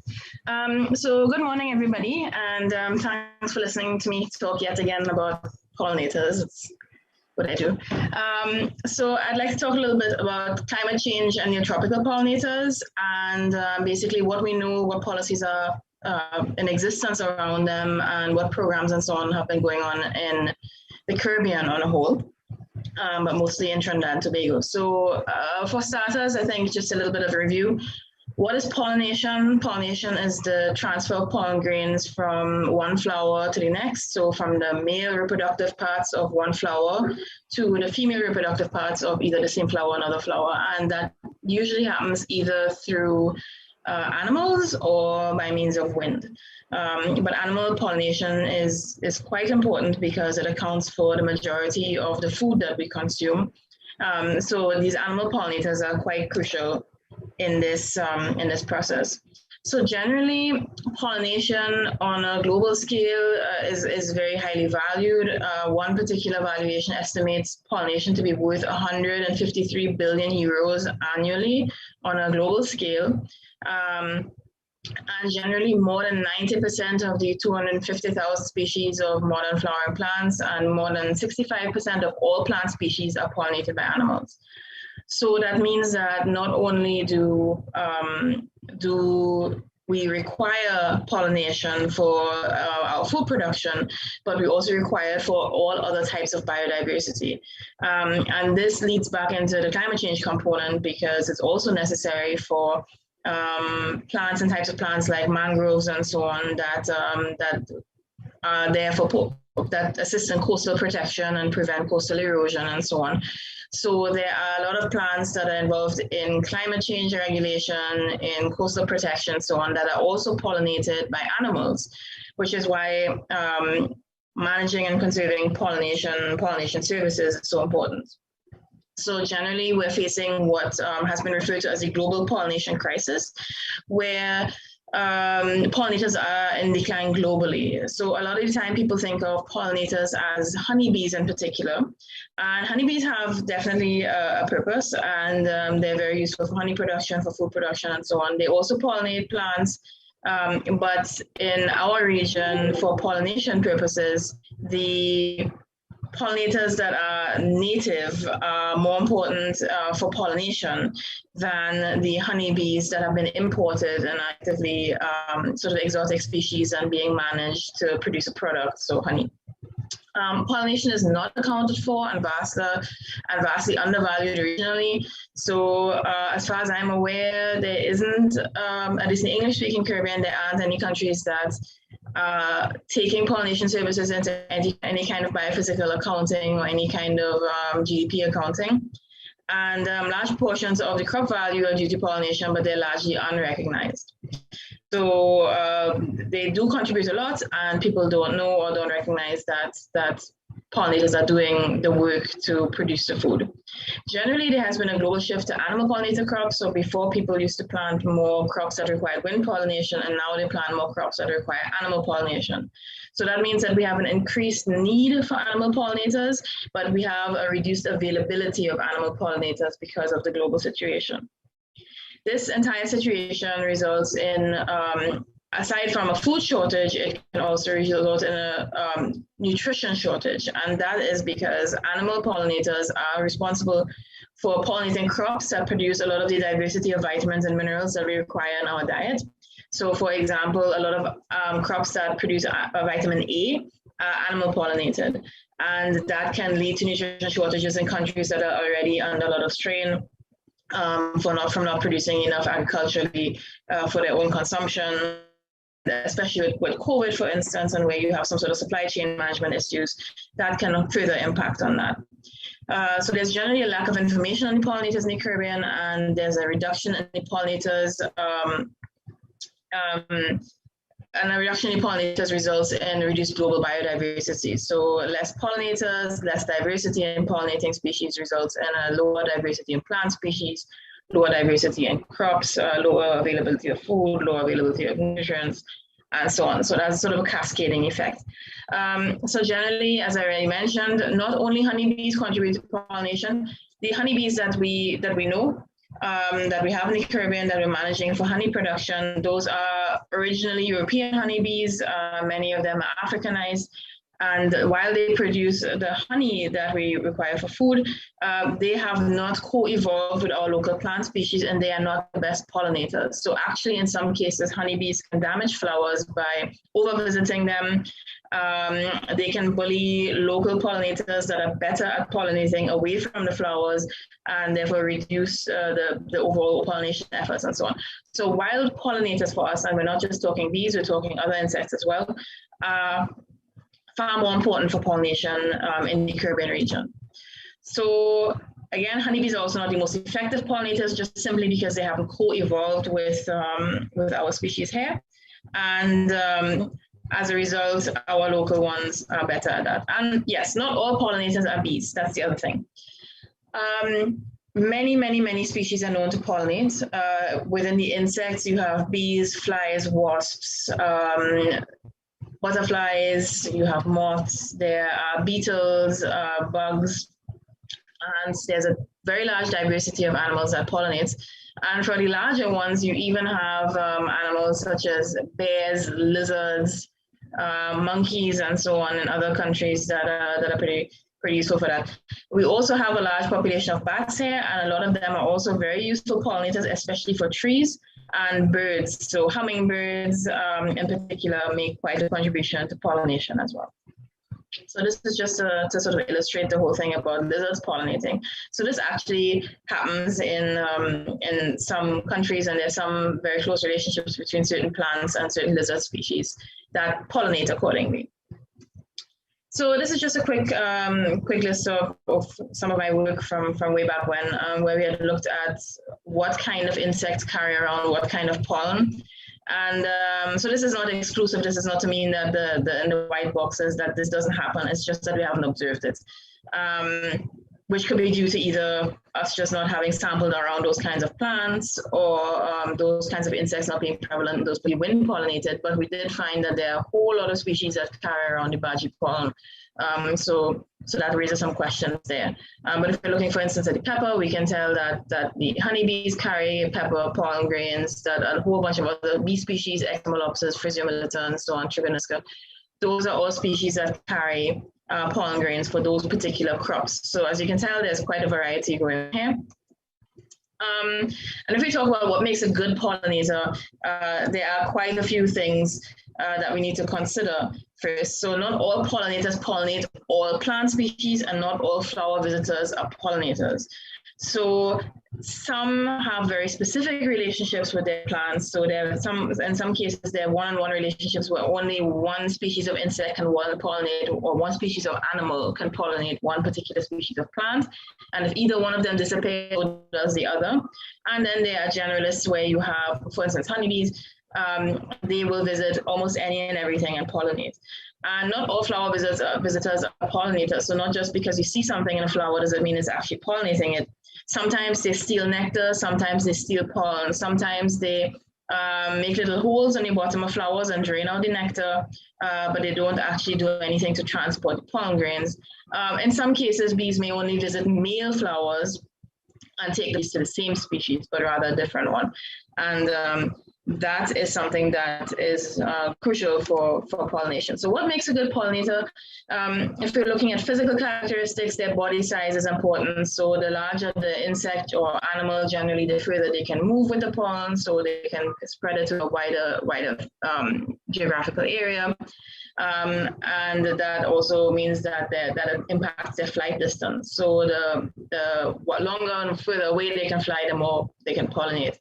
Whether or not they have pollen baskets, so that's an area where they can actually hold on to the pollen, that's mainly in bees. The presence and location of hairs. Some species have hairs in specific areas, which corresponds to where the anthers are of the flowers that they visit, so that they pick up specifically that pollen. Generally, there are also behavior characteristics that contributes to abiotic conditions. Do they like to go out in warm or cold conditions? What about wind? How are they able to keep up with rain and so on?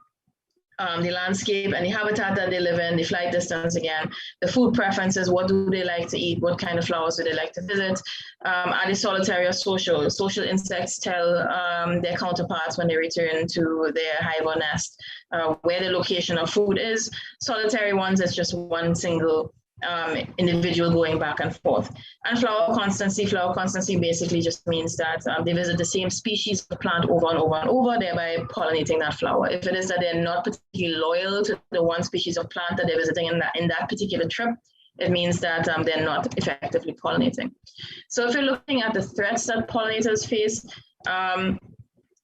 we need to first of all recognize that there is generally this vast pollinator decline. So we have this global pollination crisis, and there's a global decline of wild pollinators in particular.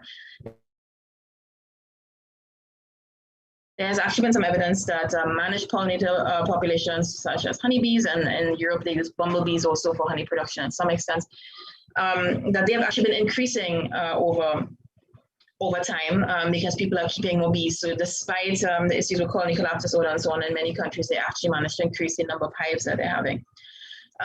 In terms of the increasing challenges with managed pollinators, there are lots.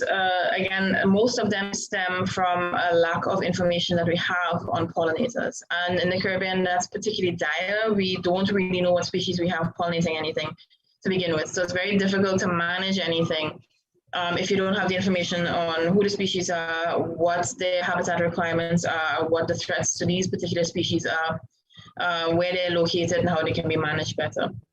We're growing more pollinator-dependent crops, which we've already mentioned, and there's generally an increase in human population that stresses pollinators. So not only do we require more pollinators because we require more food, we're also cutting down more natural habitat and food habitat for these species in order to make way for our own agriculture, for physical development, buildings, homes, cities, there are quite a few changes there, and these increasing pressures are a big issue.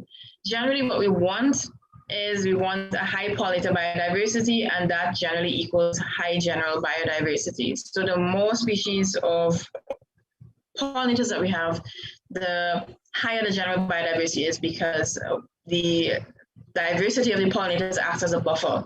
So the more species we have, if one is lost, then there's still others in many cases that can take up the slack and can continue to pollinate the other plants. But if we have a low diversity and one or two critical pollinators are lost, it also is reflected in the loss of plant species fairly soon after. So maintaining high pollinator biodiversity allows for having plant biodiversity, which then provides food, habitat, and so on for other species and other biodiversity. So they are at the bottom of a very important pyramid. Threats to pollinators generally include pesticides and herbicides, and the thing is that there are no real standards set for pollinators in many places. Likely they have similar responses to pesticides, but there are very few or no regulations. And there are a large number of species, and different species may respond differently. So we also don't quite know and have the information on how about these little nuances of who responds how to which type of pesticide. Again, because we don't have the information about what species we have. And it's difficult to protect the species when they're not recorded. So there's often a lot of anecdotal evidence. So people are seeing certain relationships between certain insects and plants, but they're not recorded. So they're just sort of anecdotal or from communities and so on, but it's not recorded. And that's an important part. We need to record our pollinators. Habitat destruction, quarrying, logging, housing developments is a huge issue, just simply because you're removing the space in which these pollinators can live. And there's a lack of legal protection policies and management plans throughout the Caribbean. It just doesn't exist. We don't have anything looking at these kinds of insects or plants or larger scale pollinators or other pollinators. We just don't have that kind of thing. People are not really aware of what it is that they're destroying with vast amounts of pesticide use, for instance. Honeybees may also negatively affect native pollinators and plant species. So we've already kind of touched on that. And then there's the big thing of climate change. So we don't know. So in many countries, the effects that have been determined is that, for instance, in the temperate countries where you have the mismatch of when pollinators are emerging and when plants are flowering due to climate change. So because before the plant flowers and vice versa, so that they miss each other and pollination doesn't occur. We don't quite have that issue in the Caribbean, but there and reduction of habitats and just saltwater intrusion into freshwater habitats. The reduction of more sensitive to this climate change and the higher temperatures and the changes in humidity and changes in rainfall patterns. It also removes through climate change. The other thing is that generally pollinators do not like to leave their house when it's rainy. Nobody really does. So if it's raining a lot and it's constantly raining or the rainfall is unpredictable, there will be less pollination because pollinators will not venture out in the rain. And similarly, the plants tend to sort of, the pollen and the nectar tends to be washed out from the plants in the rain so that they have less food during that time. Large that you would like, okay, if you say you're managing a pollinator for a particular plant species, they do require other food throughout the year. And if any one other, I'll talk quickly about the high pesticide use issue because this is a bit of a difficult issue. So generally there's very little knowledge about pollinators. On a whole, we don't know what species we have, but more so, people are not considering the effects of pesticides on pollinators when they spray them in the fields. And it's not just in farming locations and so on. A lot of people spray pesticides around their house and their home. It's like even the little pesticide spray that they have at home that they're spraying for mosquitoes. Then when people spray malathion for mosquito control on a large scale, that is very, very terrible for pollinators. It kills them all. Even in your backyard, some people don't know your gardener goes out and they clean up the yard and they spray some stuff here and they spray some stuff there. All those things add up over time. So that's a big issue. And generally, there's little value placed on pollinators. People don't know how much they do, and they don't really consider them as a thing. So when people think about climate change and pollinators on a whole, those are two very big, large-scale issues, and people think that they themselves don't have control over any of it. And they don't think that what they do makes a difference to the grand problem of this. But it really does. So there are very few viable support systems as well. And the other thing, part of this is that the high consumer demand for perfect vegetables. So people tend to go, at least I can speak for Trinidad and Tobago, I'm not so sure about the other islands, but people tend to want to buy the vegetables that look good. So I keep on telling the story about when I was in grad school and I had a whole number of cucumbers that I produced that I really didn't care for because I was just looking at the pollination component. And I brought back all these cucumbers and into UWI, and I sat them down and I told people, go ahead and take the cucumbers. And people were not interested because they had a funny shape. They had, oh, this one has a worm in it. So the thing is that people don't want to eat the vegetables that would be produced without the pesticides. And if people are demanding the good-looking, nice, plump, lush-looking vegetables, then that's what the farmers are going to produce because that's what they can sell. So the consumer demand drives the pesticide use. And there's generally very little knowledge about the pest species as well. So when we had done some farmer surveys, many of them just identified the pests that they're concerned about as worms, which turn out to be caterpillars or very, very broad scale things. In many cases, they said they don't know. And they basically spray any and everything to try to get rid of whatever. So there's a very broad scale pesticide application to get rid of any and everything, even though they're not quite sure what they're targeting. And there's generally little knowledge of the effects of the pesticide, not just on the pollinators, but also health effects. I've seen some pretty scary things with people spraying pesticides and it's running down the backs of the people that are spraying them. They're spraying it into the wind and breathing in all the pesticides. That is something that really needs to be worked on. So again, when we talk about climate change and pollinators, we talk about just the lack of the data that we have for the Caribbean, the neotropics, and small island developing states on a whole. So the higher temperatures, again, reduce the food sources that are available for these insects. And they reduce the nesting habitat as well.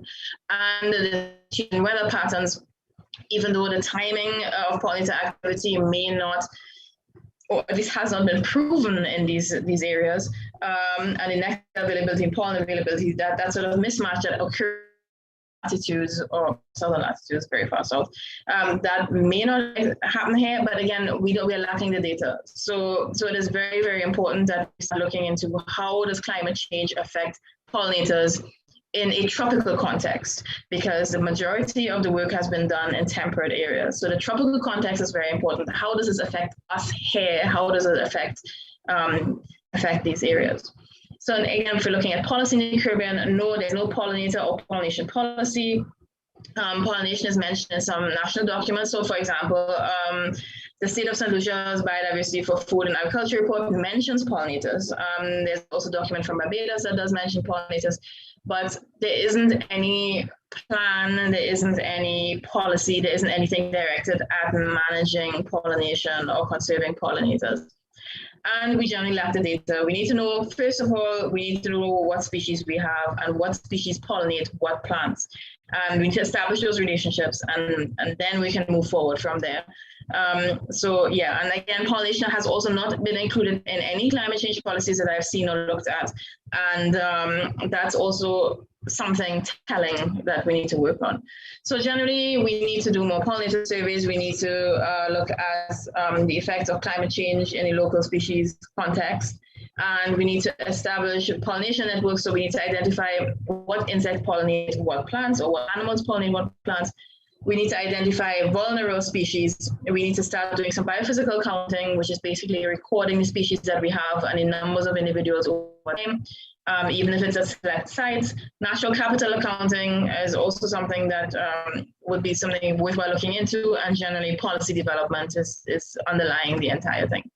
So there's just one quick thing I wanted to mention, which is that we have fortunately been afforded the opportunity to run a pollination project, which I'm hoping will be getting off the ground very soon. This is BESNAD has been supporting this, and we are supposed to be running from 2021 to 2022. So it looks like we're spilling over a little bit into 2023. And it focuses on science, policy, and practice of pollination and pollinator management. And we're looking at managing the effects of pesticides, increasing the knowledge base, strengthening agricultural systems, increasing education and raising awareness. We want to particularly pay attention to stingless bee conservation, and we want to create lots of tools for future work so that people have resources that they can use. We would like to create partnerships and review policy. And some of this actually also spills over to the rest of the Caribbean, and we would like to work with people in other islands as much as we can to try to get some stuff going there as well. Generally, people keep on asking, what can we do? There are things people can do privately as well. So private citizens can plant flowers, can start kitchen gardens, provide pollinator habitat. Farmers can observe and record insects.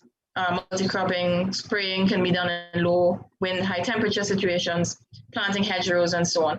So there are lots of little things that can be done. And just one very last thing, which is, what can you do? You can become a citizen scientist.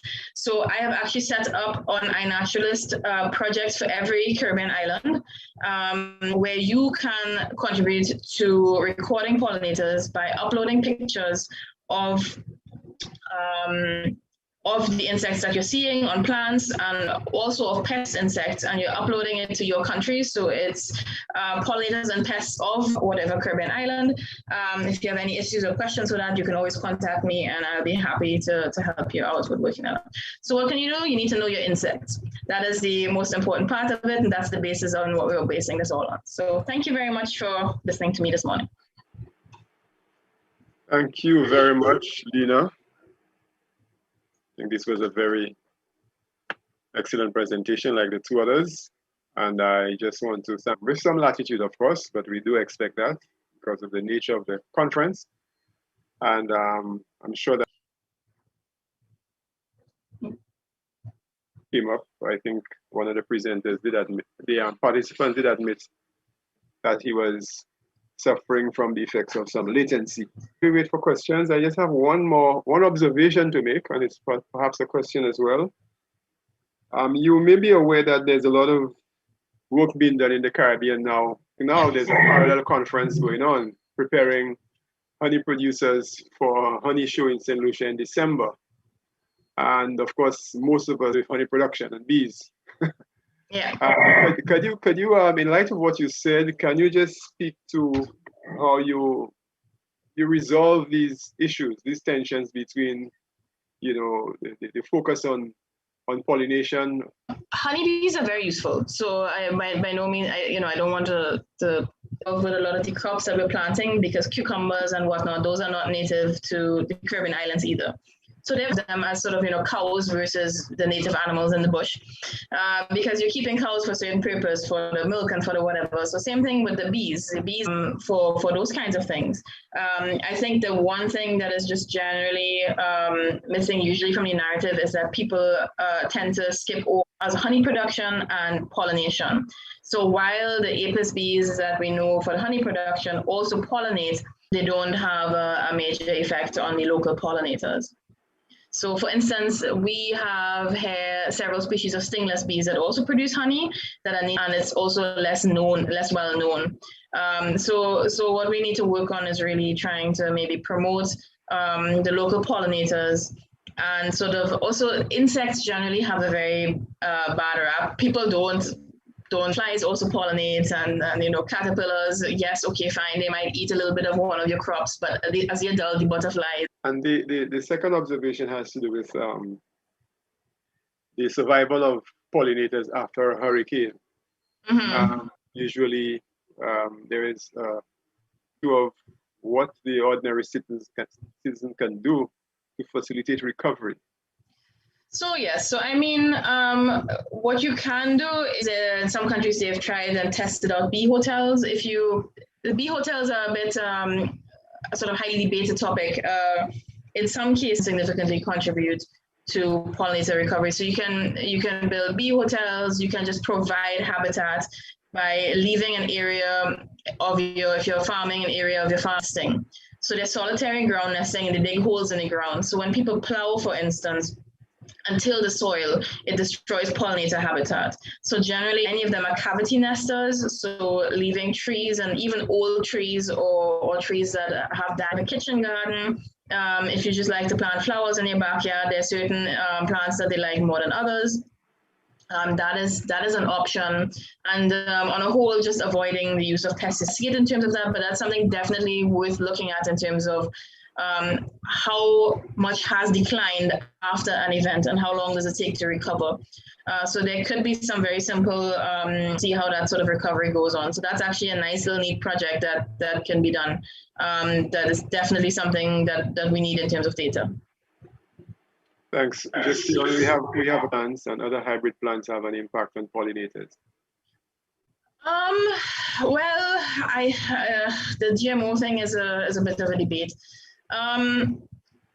What you want to stop from the perspective of plant diversity is genetically modified material that has very similar species in the wild, and insects carry pollen between those, and some sort of cross-pollination does occur, and by some chance, you don't want to eat for food and pollen and so on. I'm not sure. So because we don't have these large-scale monocropped areas in the Caribbean as we do in way too afraid of GMO plants and so on. There can be some kind of issue in terms of, okay, if you have a hybrid plant and it looks slightly different or it has a slightly, there's lots to be discovered about this, and this is definitely one of them. So that's something worth looking into. Thank you very much, Lena. To Dr. Henry, that there were two questions. One came from Vincent Peter, who asked whether, apart from tourism, did the model look at other subsectors? You can note that one. I will put the second observation to you right away because in the interest of time. The other one came from Kingsley St. Hill through the Jeff Facebook page. Psychological, or is it physiological needs after a severe hurricane? Now that we're experiencing lockdowns, what is in place at the OECS to provide the people's physiological need? And Peter said that he thinks it'd be useful that the model look at 5 minutes or so to respond. Thanks, Mr. Charles, Chair. Well, let me take the question on the psychosocial support. Certainly my paper would not necessarily would have addressed this matter because it's, while an important issue, it would be way out of the scope of the paper itself. I know at the OECS Commission, there are several initiatives that we certainly would be engaged in to support member states to improve resilience building and so forth, and all the issue of the psychosocial issue. So I would elect not to do so. But certainly they can reach out to the Commission. I would certainly put them through to the specific unit and personnel that can address that. So I just wanted to clear that out quickly. Okay. In terms of the model, the thing about modeling is that the model can't be everything to everyone. That's the first thing. The emphasis of the model, because you run the risk of misspecification of your model and heteroscedasticity, just basically the whole efficiency of the model, so that the coefficients of that model make sense and is as correct as possible based on the data. Having said that, the model would have included the tourism arrivals, particularly because of the data would show that St. Lucia is in your model. The second issue here is in the context of agriculture, you would need to have sufficient data to be able to include agriculture into the discussion. The thing about it also is that agriculture, based on data from the ECCB, is has been a declining, very important was the issue of agriculture. Using that information in hand would not have necessarily strengthened what I was trying to do in the growth model. So no, I would not have included it. But the point on the whole issue of Human Development Index, and particularly factors related to that, especially health and education factor, are very critical. Most times the challenge would be data points, getting sufficient data points to run the regression, to do that. However, the model itself, I would have ensured that the model would not have been at risk of misspecification.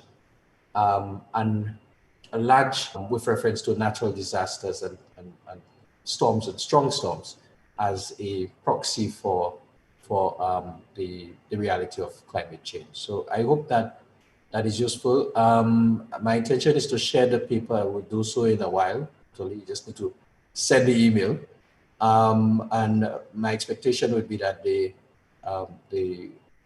Open Campus would make available those papers for others who may be interested in reviewing and to give some feedback. And certainly I would love feedback from persons who were able to read the paper as well. Mr. Charles, I'm not sure, did I miss there was another question that I missed? No, I think one was the comment about the HDI. Right. Okay, thank you very much, Clarence. Lena, back to you. You still there? Yes, still here. All right. Sorry for taking on some of your time. No, that's fine. But while we were waiting for questions for you, I don't know if you wanted to comment. Organizers will do that, and also whatever relevant information you could share. Because I think what is critical, people want to get a sense of being empowered after the presentations that they can do something. Yes. So whatever they can participate, I think they'll attempt to do so. I think we spoke a little bit about the honey, the pollinators, the bees as pollinators, and so forth.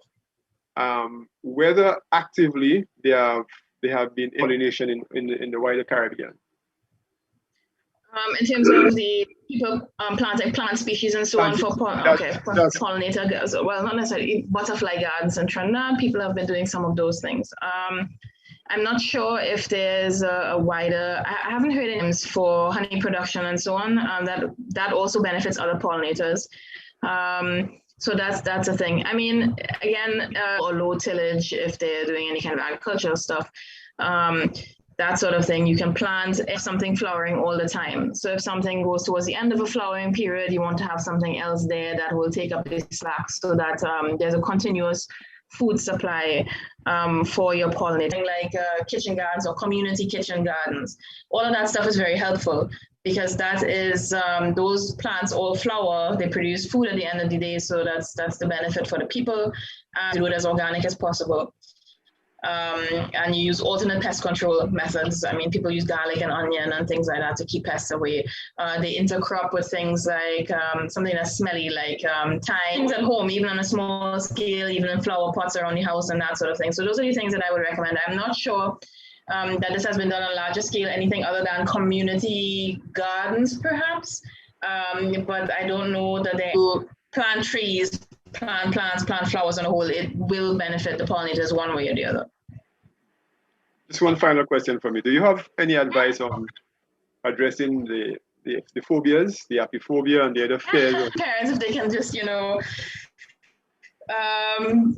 mask their own fears and just maybe just, try to let the kids interact with the bugs and let the kids, it's education from early on, I think. If you're growing up with not thinking of insects as this big, scary, gross thing, but, taking the time to appreciate, to get to know them and to see what they do. And pretty spiders and, find the ones that, start with the ones that you like to look at and go from there. I think, the education from the childhood thing on and letting kids explore and letting kids interact with insects, going to zoos, looking online. Presentation. I don't think I see any more questions right now, sure. But as I said, if you stay with us, they may pop up later. Okay. Thank Thank you. you once again. Yeah, thank you. Well, folks, you just saw this. We will now move to our next presentation, but I think just to give you a little breather, I will invite our technical team just to put up the more up presentation, which is next.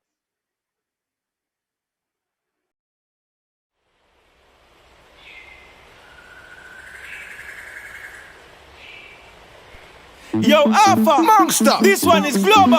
1.5, this to be a warning. Then we come together to fight against global warming. Cause we can't afford 2 degrees increase. So we got to do what is right and hold it down. The temperature, hold it down. It's too much heat, hold it down. Natural disasters on the increase. Hold it down. Sea levels rising, Hold it down. Mother Earth is crying. Hold it down. We must do something now. 1.5, we should be a warning. Then we come together to fight against global warming. Yeah. We in the Caribbean and other island states across the Indian Pacific's adverse effects. So join the movement and let your voice be heard. We cannot allow global temperatures to increase by more than 1.5 degrees. No. St. Vincent, we need big ocean. From Mama Africa back to St. Lucia. 1.5 to stay alive. Caribbean people, All survivors on the line. We can't afford to long. Thank you very much, Arthur. And we now move to presentation number 4.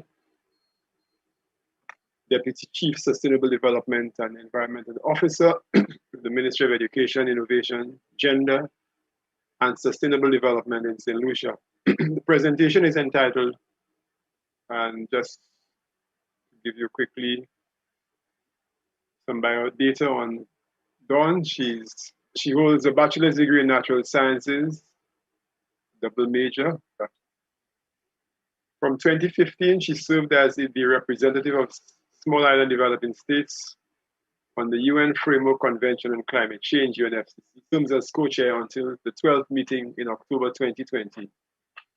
She first participated in UNFCCC negotiations, negotiator on behalf of the Caribbean community and the Alliance of Small Island States in the negotiating area of the then Fisheries Ministry of Agriculture. At the then Fisheries Ministry of Agriculture. Past 12 years, she has been based in the Department of Sustainable Development project, regionally executed by Caribbean Community Climate Change Center. She currently serves as the Deputy Chief Sustainable Development and Environment Officer, where she supports the work of the department in policy formulation and review, strategic planning, international negotiations, technical guidance for project and program implementation, support for resource mobilization, reporting on the various conventions and associated protocols, and interagency coordination. Her support spans the areas of biodiversity and biosafety, chemicals and hazardous waste management, climate change, ocean governance, protected areas management, science and technology, the Small Island Developing States Development Agenda, and the policy and legislative agenda. We now invite Dawn Pierre Nathaniel to make a presentation. Over to you, Dawn. Thank you so much, Mr. Moderator. Let me just share my screen.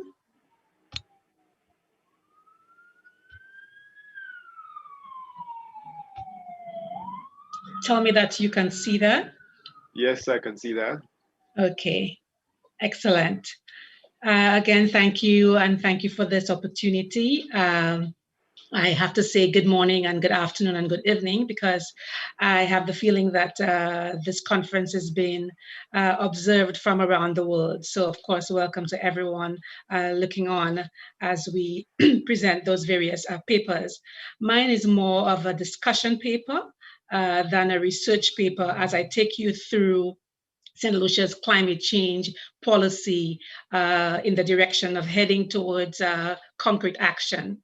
You would have seen from various presentations, there's been reference to the observed and anticipated climate change impact, so I need not go into those, but you would see everything from prolonged intense dry periods to marine algal blooms, Of course, we know about the tropical storms and hurricanes, pests and diseases, soil erosion and degradation, unpredictable rainfall, high temperatures, etc. This is now our reality. We also know about that the option of doing nothing is simply not an option for us. This is a very old figure. When I look at this figure, it's a 2008 figure where it says the cost of inaction is at least 12.1% of St. Lucia's GDP by 2025, and rising to 24.5% by 2050 and 49.1% by 2100. This figure is old, like I said, so you can imagine that it is many times worse than this at this point. And of course, the topic being climate policy. What is climate policy? What exactly are we looking at? We want to look at it from the international perspective, as well as the regional and the national perspective, inclusive of legislation, policy documents as we know them, but strategies and action plans as well. So we've been speaking about the United Nations Framework Convention on Climate Change that we normally call the UNFCCC. And St. Lucia ratified that in 1993. Then we have the Kyoto Protocol, which St. Lucia ratified in 2003. The first one, which was the UNFCCC, is really looking at those anthropogenic human-induced impacts of climate change and seeing how the world could come together to help reduce those greenhouse gas emissions and to help countries to be able to adapt to climate change. The Kyoto Protocol is really looking at commitments for developed countries being able to meet certain targets to reduce those greenhouse gas emissions. And there was an amendment to it in 2018 called the Doha Amendment, which had a new commitment period from 2013 to 2020. Then everyone, of course, has heard about the Paris Agreement that St. Lucia ratified in 2016.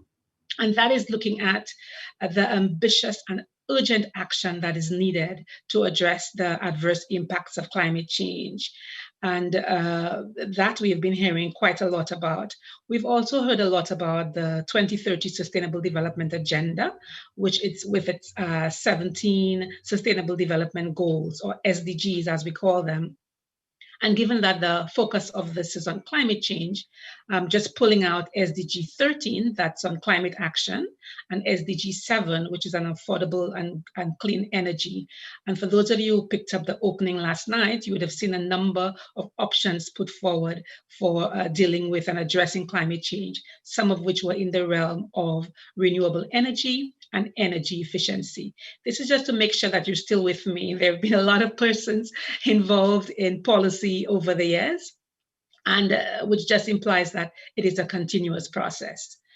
And still on what constitutes policy, we were speaking just now about the international perspective, but there's also the regional framework for achieving development resilient to climate change and its associated implementation plan for the CARICOM regional framework for achieving development resilient to climate change. And that is recognizing that as a Caribbean, as a CARICOM community, we face similar problems, similar issues, and it is good to be able to come together with one voice and to be able to come together to look at those commonalities that we have and look for ways to be able to address them, sometimes at a national level, but sometimes at the regional level. Then, of course, we have the Organization of Eastern Caribbean States, and you would have heard the earlier presentation on the weather and climate and the events and the risks and the threats and the trends specifically in the OECS. And we have a St. George's Declaration, which was just revised of 2040, that looks at nature-based solutions to issues such as climate change and biodiversity degradation, etc. Again, these are some of the players in policy direction and policy development at the regional level, CARICOM and the OECS. But let's get to home. Let's get to St. Lucia. Let's get to the national framework. We have a National Coordinating Climate Change Committee. It's a National Climate Change Committee, the NCCC. That body, comprising governmental and non-governmental agencies, has been around established by Cabinet from 1998. And that the body tries to meet on a quarterly basis. Sometimes it is in person and sometimes it is electronically. And they have this advisory role for both adaptation and mitigation, where they could provide input into many different aspects of climate change, whether it be public education and awareness or capacity building, development of policy, etc. And it takes into consideration the gender element, the youth, the private sector, the public sector, civil society, etc. Then we have been working on climate change legislation at the national level. This piece of legislation is still with the Attorney General's chambers, and we're hoping that this is going to be one of the things we can get completed this year. But this legislation looks at a lot of the processes that we are already engaged in, whether that be coordination and mobilization and report preparation and report submission to the various international treaties, giving further teeth to the coordinating body that is the National Climate Change Committee, and many other such things are encompassed in this climate change legislation, looking at adaptation actions and mitigation actions as being very important in terms of addressing climate change, and also the issue of loss and damage. Pictured here is the climate change adaptation policy. We first had one in 2002, and this has since been revised in 2015. And this climate change adaptation policy sets the framework for what happens with climate change adaptation. It has as its fundamental basis, it looks at climate change adaptation in terms of facilitating public education and awareness, capacity building, research, etc. Financing, well, that speaks for itself, and the implementation of on-the-ground projects, as in your infrastructure and other such related projects on the ground. Still looking at a national framework and what exists in St. Lucia, we have pictured here is St. Lucia's National Adaptation Plan, which is a 10-year plan, but this is under the broader process of St. Lucia's National Adaptation Planning process. And this NAP, as we call it, it encompasses a very number of sectors and areas, and you shall see what some of those sectors and areas are, but including water and fisheries and infrastructure, education, health, resilient ecosystems, and all of those are various areas, tourism, as fundamental sectors where you need to be able to address the impacts of climate change. And the priority measures that stakeholders came up with prioritize over the short, medium, and long term over the 10-year period, where the short term represents the most urgent actions that need to be implemented. This was adopted by Cabinet in 2018. Still under the National Adaptation Planning process, this NAP that I spoke about is the umbrella document. Think of it as the overall arching umbrella document when it comes to adaptation. And adaptation, simply put, any action that you can take to adapt to minimize, avert, address, reduce the impacts of climate change. They can be soft measures like public education awareness, capacity building, or harder type measures where you put in some infrastructure or some other, something like strengthening your infrastructure, for example. But all of that can fall under the realm of adaptation. And under this umbrella NAP, you have sectoral adaptation strategies and action plans called SASAPs. And we've been developing SASAPs with the requisite entities with the responsibility for those areas. And SASAPs have been developed for water, agriculture, fisheries, as well as resilient ecosystems, marine and terrestrial. And the entities with the mandate and authority in those areas are responsible for taking those SASAPs and implementing the measures that are listed in there. We are currently working to try to get funding to develop the SASAPs for infrastructure, for education, for health, and to update the one for tourism to bring it up to par with the others that have been developed to date. Still under the National Adaptation Planning process in terms of policy, We've also developed, I should mention that the SASAPs I mentioned on the previous page were adopted by Cabinet also in 2018, except for the Resilient Ecosystems one that was adopted by Cabinet in 2020, that is last year. We also have a research policy, and it was really heartening to see the research that has been done and continues to be done. You saw Cedric's presentation and Clarence's presentation and Lena's presentation as well. So research is fundamental and continues to happen, but we don't always benefit from the research. As Lena said, sometimes the research is not necessarily from our region. So we need to have more tropical type research done, more in keeping with our own environment and climate. And but we recognize the need for this research. We need to be able to have information and data to help us make informed decisions. We need to be in a place where the research agenda is set by us and not by others, not because of a pet project of a particular professor or anything, but basically it is something that the country needs or the region needs. So this climate change research policy 2020 to 2030 and its associated strategy were developed. In there, you'd be able to find a collaboration agreement because you're really trying to get others to engage in the research, the universities, etc., research that you want to do, and have a process that allows those researchers to liaise with the particular sector, whether that be agriculture or fisheries or water, etc. Importantly, the research strategy has a number of sectors where there are research topics listed in there for water, for agriculture, for fisheries, for tourism, for health, for education, for infrastructure, for resilient ecosystems, for transport, for energy, for slow onset events, for sea level rise, for migration, you name it. Everything related to even sports, to climate change. And that's the kind of research that we want to do. So I do invite you to have a look. So these, the research policy and the strategy were also endorsed by Cabinet in 2020.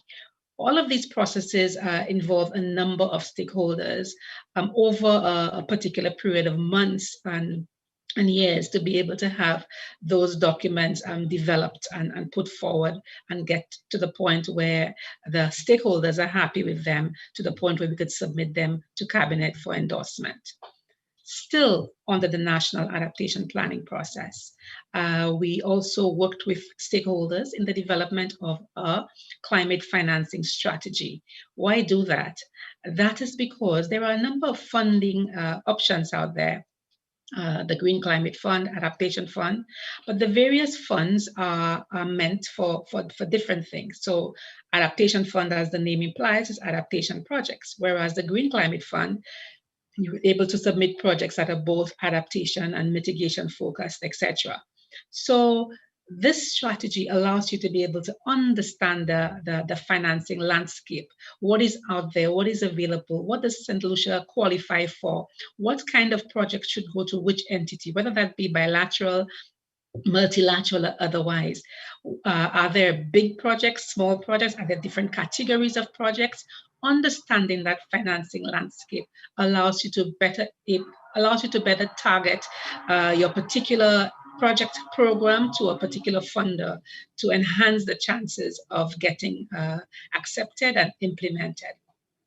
That financing strategy, which was adopted by Cabinet in 2020, was also associated and accompanied with a private sector engagement strategy. Those of you who picked up the presentation last night would have heard the point made about the importance of the private sector and having a bigger role to play. We recognize the private sector in a developed country is different from the private sector in a small island developing state, for example. Many of our private sector entities are themselves small and perhaps I could use the word needy in terms of requiring support for the particular projects. I remember a project that was done under the special program for adaptation to climate change that involved a hotel in the South, linking up with the government, with the Caribbean Community Climate Change Center and the World Bank on a particular water project. So that was an example of the private-public partnership. But what we've noticed is that we have in St. Lucia, we have micro, small, and medium type enterprises. We have entities that have a large number of them, with persons with just 5 persons being employed or fewer.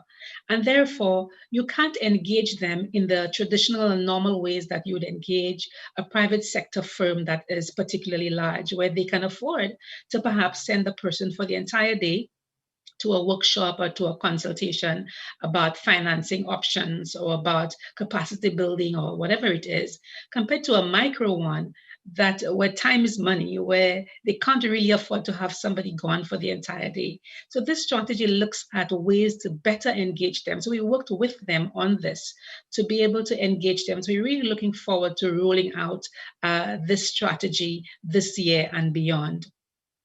Of course, we still under the National Adaptation Planning process, we have the climate change communication strategy, and that one should speak for itself. Obviously, in getting the climate change message out there, you have to use all different means. You have to recognize that you have your different audiences. We have the Creole here in St. Lucia, we have the English, we have the young, and we have the elderly. To look at. We saw, for example, the use of soca with Arthur and Monster in the Hold It Down song. We saw earlier on with Kendall Hippolyte, where the 1.5 song, the shorter, the slower tempo version. And we know that Kendall is an artist in his own right. Then we saw just earlier on the spoken word piece that was done. So basically, there are different types of media, different audiences, different tools that can be used to get the message across in an effective way. And that climate communication strategy looks at that. That was also adopted in 2018. Under the National Adaptation Planning process, there's also a roadmap and capacity development plan. And we found as we were going through the consultations over the years, 2017, 18, 19, 20, that persons were coming up with areas where they wanted the capacity built, whether that be private sector, civil society, public sector, whatever it was. And for example, in project proposal writing, in building the climate rationale to be able to attract funding, and many, and even in delivering the climate change method in a way that is simple and not technical and reaches those that need to be reached.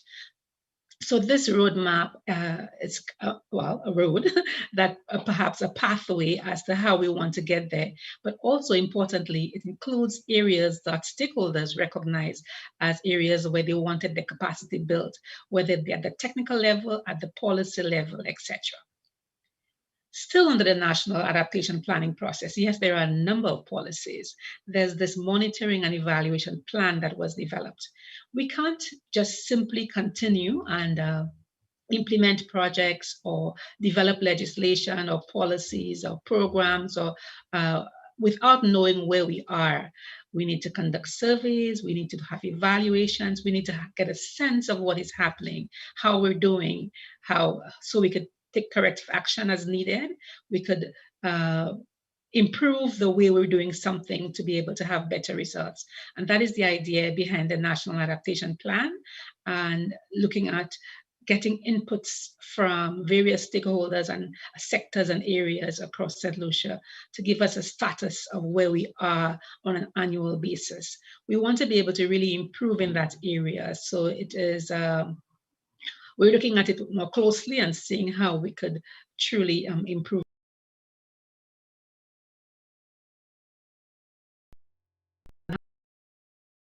National Adaptation Planning process. We also spoke about the climate change adaptation policy and the draft climate change legislation.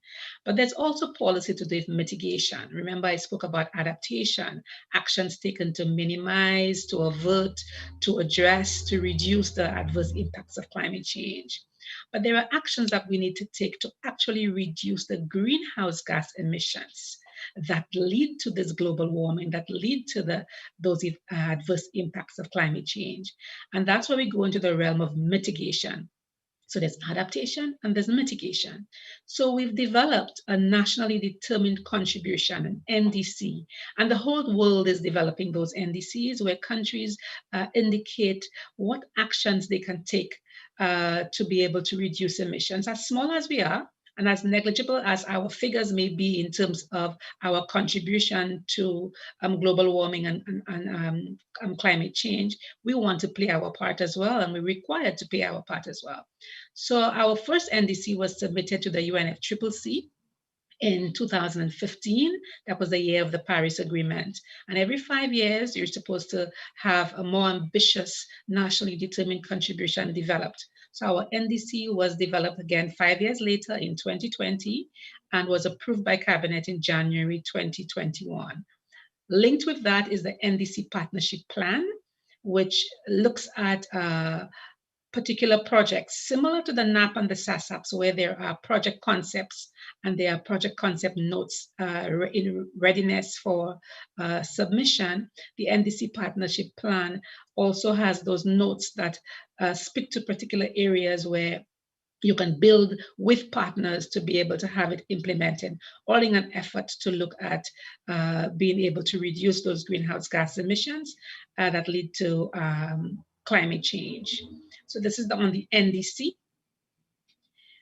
Now, still in the national framework, I spoke to adaptation and I spoke to loss and mitigation. And I know when we speak to loss and damage, we may be thinking of it in the regular terms of what is lost, for example, during a storm. But at the level of the UNFCCC, it goes a little bit further, and it speaks to the impacts of climate change that are experienced despite the best efforts at mitigation and adaptation. Despite you putting your best foot forward, that there will still be loss and damage. There will be still some impacts like sea level rise, some things that are irreversible, irreparable, permanent, loss of life, loss of health, loss of culture, loss of self, loss of identity that one might experience through having to move from what they knew as home to a whole other country, a whole other place. That is what we mean when we talk about loss and damage. The loss and damage is recognized in two of our policy documents. That is the NAP, the National Adaptation Plan, Chapter 15. Specifically, it goes into the realm of the limits to adaptation, because you could only go so far with adaptation. And then loss and damage is also recognized in the Nationally Determined Contribution, or NDC. So we always ensure that we make the linkages between those policies to be able to maximize the actions out of them. We know that we've been talking a lot, you've heard it over the airwaves, etc., gender and youth considerations.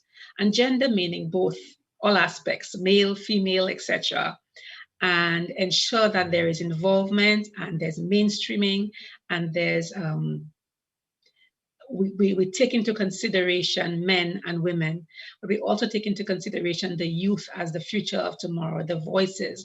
And we try to do that through our National Climate Change Committee, where you have representation on there, but also in our various projects and programs, that those aspects must always be duly considered from the planning right through to the implementation and monitoring phases. Incidentally, what's pictured here is St. Lucia's country program to the Green Climate Fund, the GCF, where there's funding available for adaptation, for mitigation.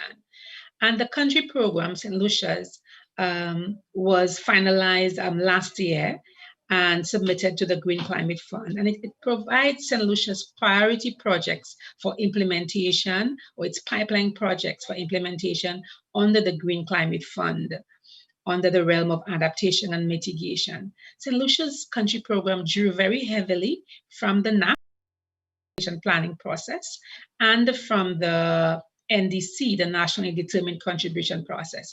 So you would see the priority areas in there encompass water and agriculture and fisheries and health and tourism and education and infrastructure and resilient ecosystems and transport and energy, etc. Because again, everything is well connected.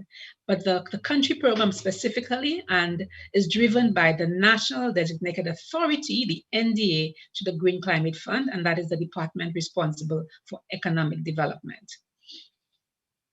But who is the driver in terms of all of this? we do have the Department of Sustainable Development as the agency responsible for looking at a number of environmental matters. But environment being what it is, you can appreciate that the responsibility is spread across a number of agencies. So the department has oversight for policy formulation and review, strategic planning, international negotiations, technical guidance for project and program implementation, etc. But we don't necessarily implement on-the-ground initiatives. But we play a lead role in coordinating, in facilitating, in supporting, in mobilizing, in enabling efforts regarding the environment, inclusive of climate change.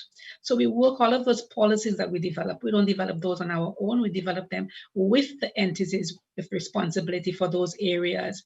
We've had this history of consultation and networking, and we continue to work in that manner. So we work with economic development as a national designated authority to the Green Climate Fund. We work with all the entities for all the sectors that I mentioned, private sector, civil society, etc., because we want to encourage ownership among the sectors so that climate action is driven not from one department or one corner of an entity responsible, because one entity can't do it alone. But to be able to have all the entities with the responsibilities and the mandate and authority for those particular areas to take ownership and drive those processes. So, okay, now you're saying, oh, all these policies, she's presented all those policies. What's the point? Policies on paper, sitting on a shelf, collecting dust, they mean nothing. That's what you're saying, right? Yeah, I heard you. But policy instruments and processes are quite useful. It allows for forward planning. If you can't think about what your issues are, what your concerns are, what your threats are, what your resources are, what's your manpower, what are the barriers? If you can't think of all of that in a way that you've really brainstormed about it and came up with good options for moving forward, then you are simply going in no direction. So these processes with the consultation and the participation and the brainstorming really allows you to do that. It allows for buy-in and ownership so that it's not something coming from one entity, but from various sectors and areas and levels of society. It also allows you to be able to attract funding for project and program implementation, and that is fundamental. More and more, you need to show, if you're applying to the Green Climate Fund or the Adaptation Fund, or bilaterally or all other ways, countries and processes need to be able to see that there's evidence of national alignment. It can't be something that you pull out of a hat. It can't be something that somebody just came up with. You need to be able to show that you've consulted on this with stakeholders, that they came out of a process of somewhere, that national alignment is fundamental to you getting that funding. And then, of course, there are the processes such as the UNFCCC negotiations. And some might say, oh, it's talk shop, they're just going in. Yes, there are pluses and there are minuses. But guess what? It is through those negotiations, through those processes, that the financial mechanism under those climate treaties, the UNFCCC Paris Agreement, and the operating entities are established. And it is through those processes that the policies are developed, the program priorities, the eligibility criteria, and the funding are determined. So these processes stop, whether they be in person or virtual, then you don't have that means to be able to move forward and have the funding that you need for implementing all of these things. So the policies and programs from the international, the regional, and the national level are fundamental, and the processes that go with them to allow the wheels to continue to turn and for us to move from the paper towards the implementation. At the end, you will see that from all of what I've said, that climate change is everyone's business. Agencies with responsibility for all the sectors and areas, including external affairs and commerce and youth and finance and economic development, further to the regular culprits.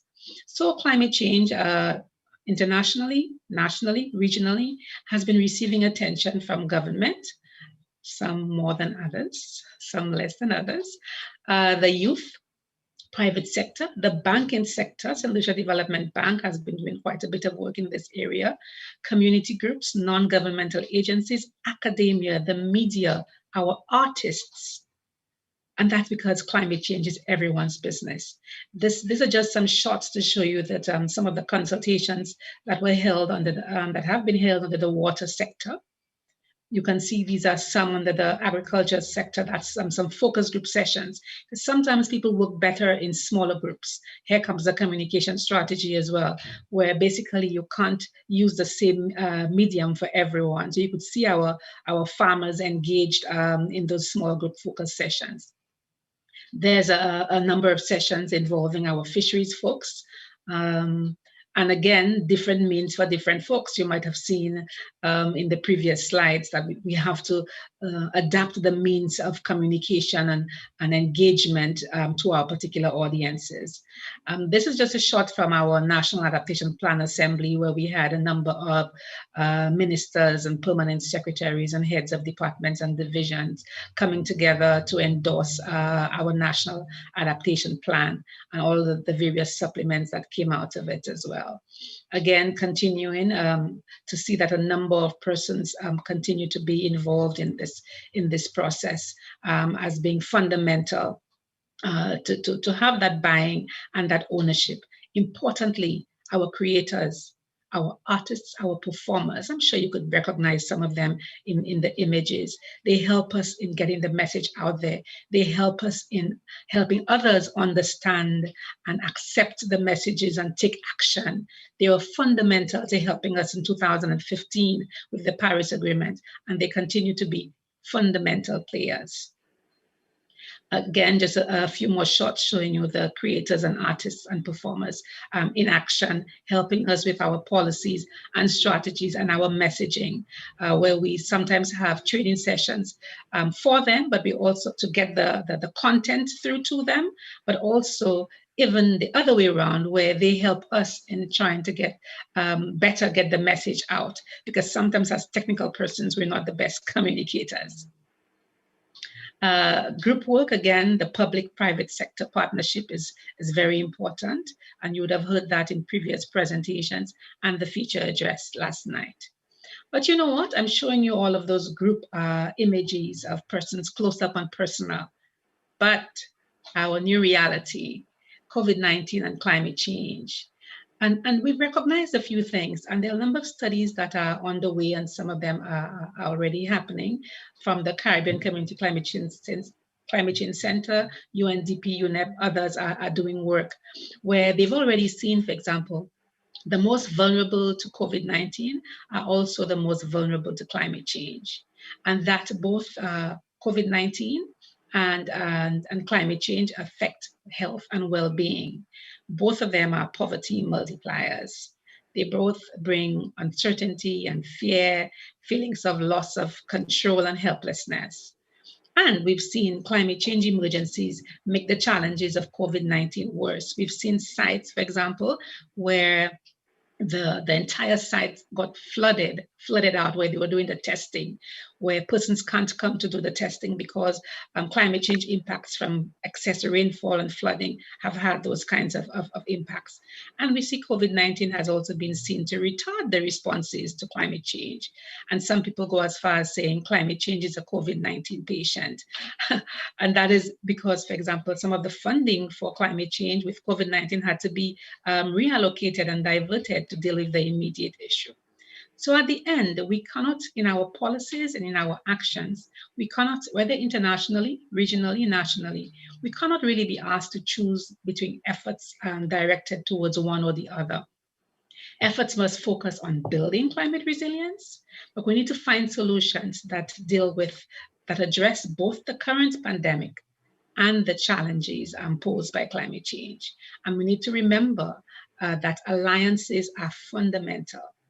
Bringing in the stakeholders in policy development, in implementation from private sector, academia, civil society, media, and everyone. And that is fundamental if you really want to see results in terms of boosting climate action.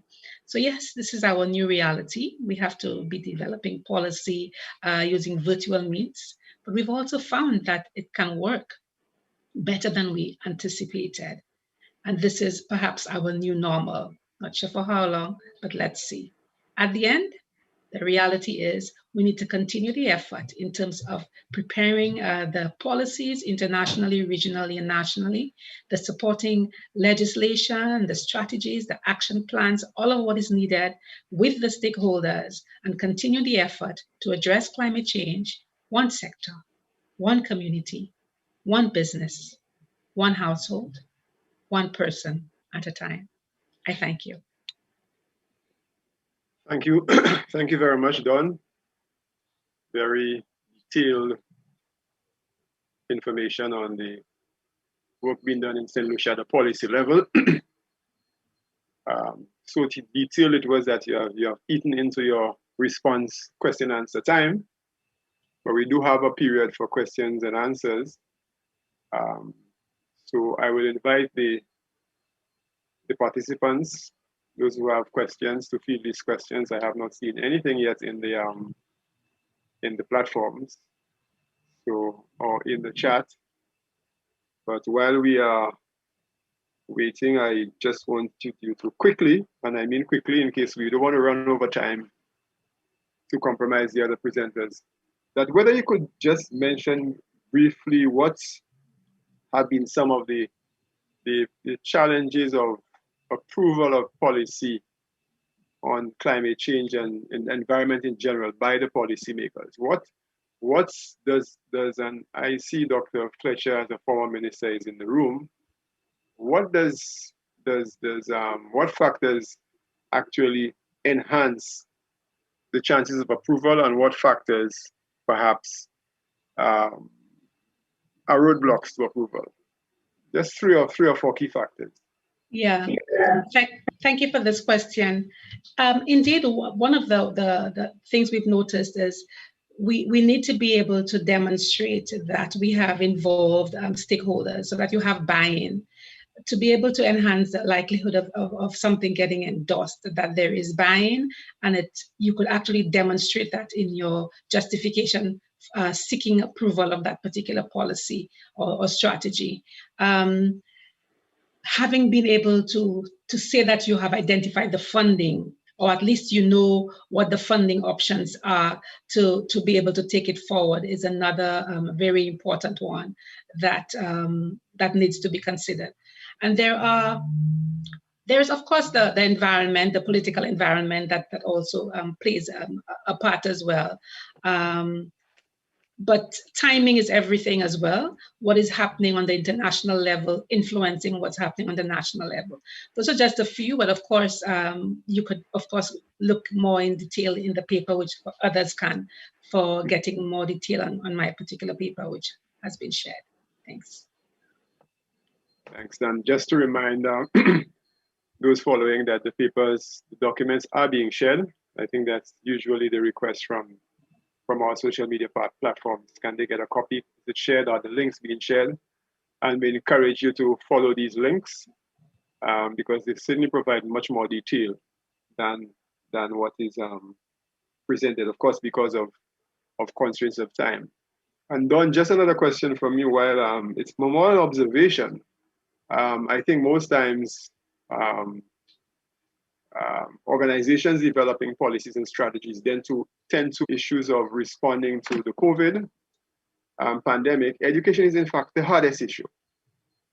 How do you to rebalance? I totally agree with you in terms of the fundamental importance of education and public education and awareness sensitization from the inception planning phase, and not just at the point where it has where something has already been a fait accompli, and then you try to bring in other persons, but from all aspects of it.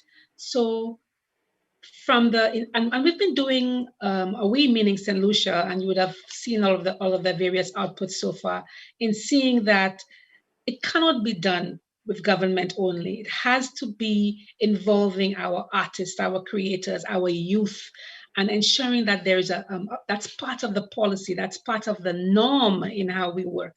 So yes, developing a communications strategy that includes them, but continuously having that kind of involvement. You would have seen over the years being able to have our media participate in international negotiations, up to several, at least maybe about at least 3 different negotiations where people think about infrastructure as the hard ones, and yes, that division can be made.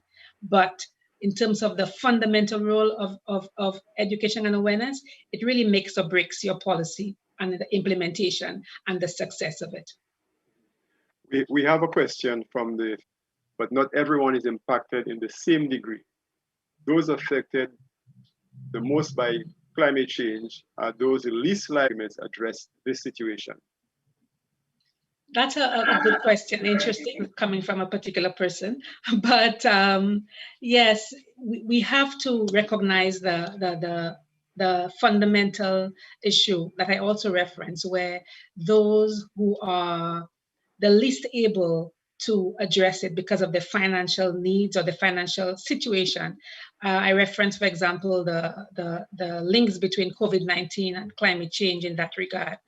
And the policies, therefore, have to ensure that in the stakeholder involvement process, that you find ways to reach everyone. So what we call, some persons call the grassroots, is to reach people and engage people, and not simply sitting in an office or hotel room somewhere in the north of the island and think that it's done, but basically having them as part of the process, throughout the process, and reach them continuously. Use extension officers, use community outreach persons, and ensure that they are part of that policy, recognizing that we've seen it, that those who are the poor.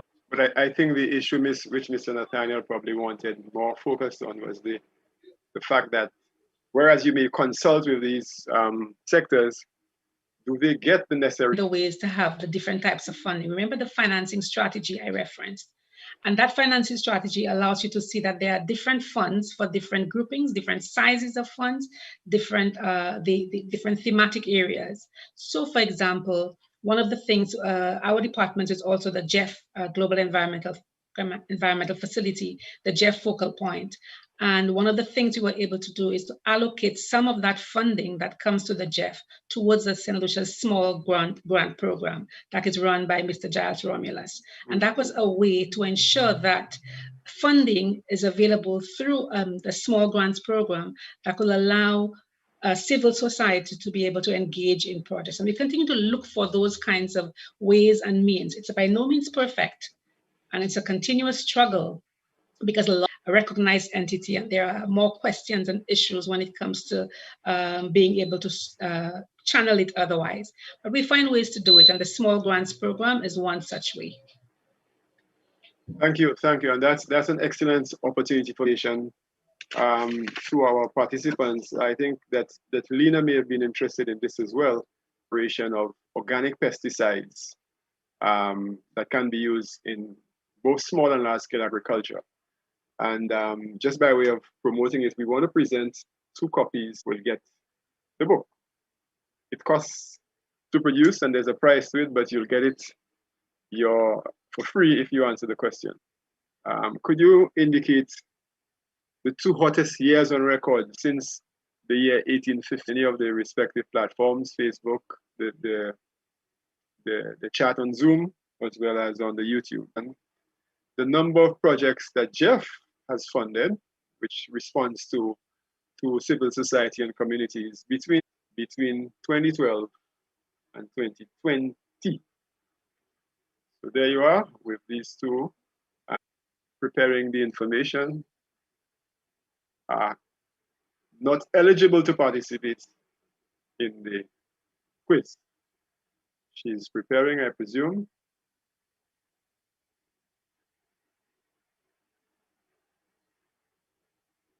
Makiba Brandy Felix, are you ready, or you present? And Makiba is a fisheries biologist, Department of Fisheries in St. Lucia, and she'll be speaking on the impact of climate change in St. Lucia. Oh, Makiba is there, and just quickly, Makiba, let me introduce you with a brief bio on the Caribbean's natural resources. Makiba holds a bachelor's degree in environmental science and sustainable technology from the University of the West Indies. It's your time.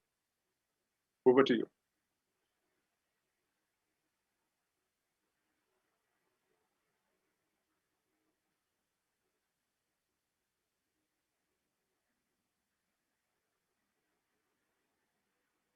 All right, we're waiting for Makiba to present, to come up. Can someone tell me? Okay, there is Makiba. I get some indication from our technical team. So how to proceed.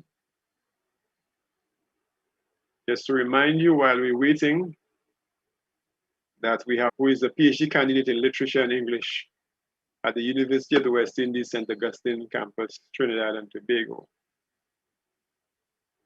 And self-judgmental lament for dismembered landscapes, riverscapes, skyscapes, and oceanscapes in the language of Wilson Harris's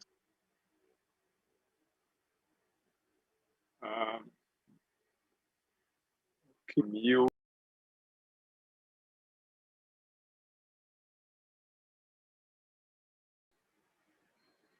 Thank you, Dawn. Shareen in the room. Shareed Mohammed is due to come in at 1:20, so she's probably on her way. Yes, who is speaking? Oh, Makiba, you're there. All right. Daniel will be sharing the presentations. Unfortunately, we wouldn't have had the opportunity to go into detail of many of these voluminous documents that they. I don't know. Just ask Dawn another question. Dawn, can you take a question from me or comment? As a former public servant myself, I just understand the challenges of policy development and policy formulation. Nobody flag ahead of everybody. What are the other challenges of implementation of these? Okay, so largely looking at what are the barriers in terms of implementation other than funding? Yes. Okay, implementation of projects at the national level. Correct? Yeah, especially our obligations to these international conventions. Yes, we are small, like many of the countries in the Caribbean, and therefore we have limited capacity, and I mean manpower, warm bodies to do the work. So at any one point, you find that the same persons who are involved in policy preparation are the ones involved in public education and awareness, preparing the project proposals, reviewing the deliverables, taking part in the negotiations. So it is really hard to be jack of all trades at any one time. Even when I'm out of state doing negotiations, I'm constantly having to respond to and address work from home as well, because the deadlines keep coming up, and it's really hard for small island developing states with limited resources, where you have your counterparts who have 10, 12, 15 persons on a delegation. Some can actually go home to sleep. Because of that, we found that you're being present physically, whether that be in places where you can get opportunities for funding, present everywhere to be able to draw that kind of funding and support. It's not always funding, it's sometimes technical support and assistance as well. So the manpower thing is really an issue. There's also the so you are not just enough people, but having the technical and technological know-how to implement. So you find yourself having to draw on consultants and others, not necessarily because sometimes you actually have the technical capacity, pulling and drawing from others. So that's another challenge. And there's also the issue of funding that is, I know you said not funding, but I'm bringing the funding in to say that there are a lot of environmental, and I know climate change is a development issue, but a lot of projects, and there's always a revenue generation if you look at it indirectly, but directly, like I'm not collecting fees to do X, Y, Z, and therefore these don't necessarily get as funded as quickly as those where there are obvious revenue generation aspects associated with them. So you find important things that need to be done get sidelined, important things like public education and awareness. like capacity built. And some of them you might say are still tied to funding in a way, in terms of being able to have the human capacity and all of these things. Yes. Thank you very much. Welcome. UWI Open Campus, are you ready for us? Otherwise, can we just plug in something? I just want admin trying to make a comment. No? Just to remind you of our trivia. Not that the questions are trivial. 1850, and projects have been funded by Jeff, SGP, UNDP, St. Lucia National Program.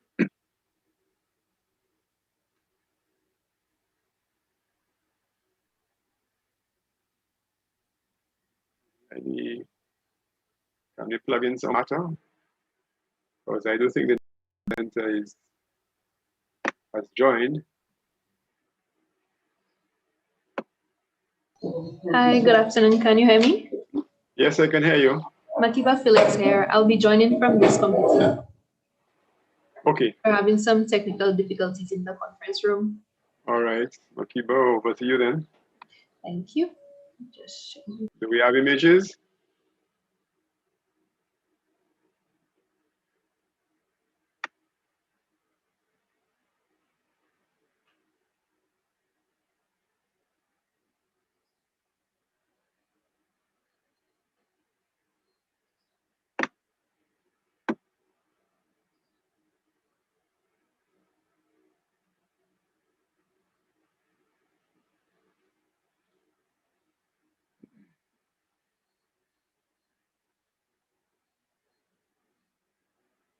There you are. You could go ahead. Hi. Can you see my presentation? Yes, I can.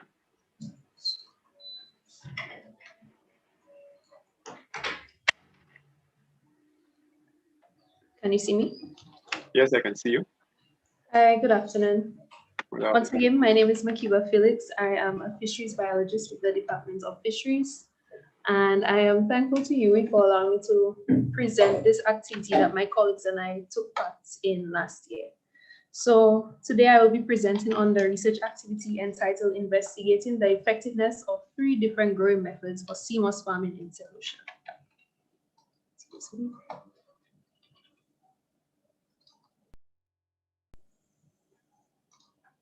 Yes. According to the St. Lucia Sectoral Adaptation Strategy and Adaptation Plan for the Fisheries Sector, or the Fisheries SASA for short, the Caribbean is extremely vulnerable to the effects of climate change due to its ratio of coastline to land area, coupled with the high concentration of people and economic activities along the coast, which is the case here in St. Lucia.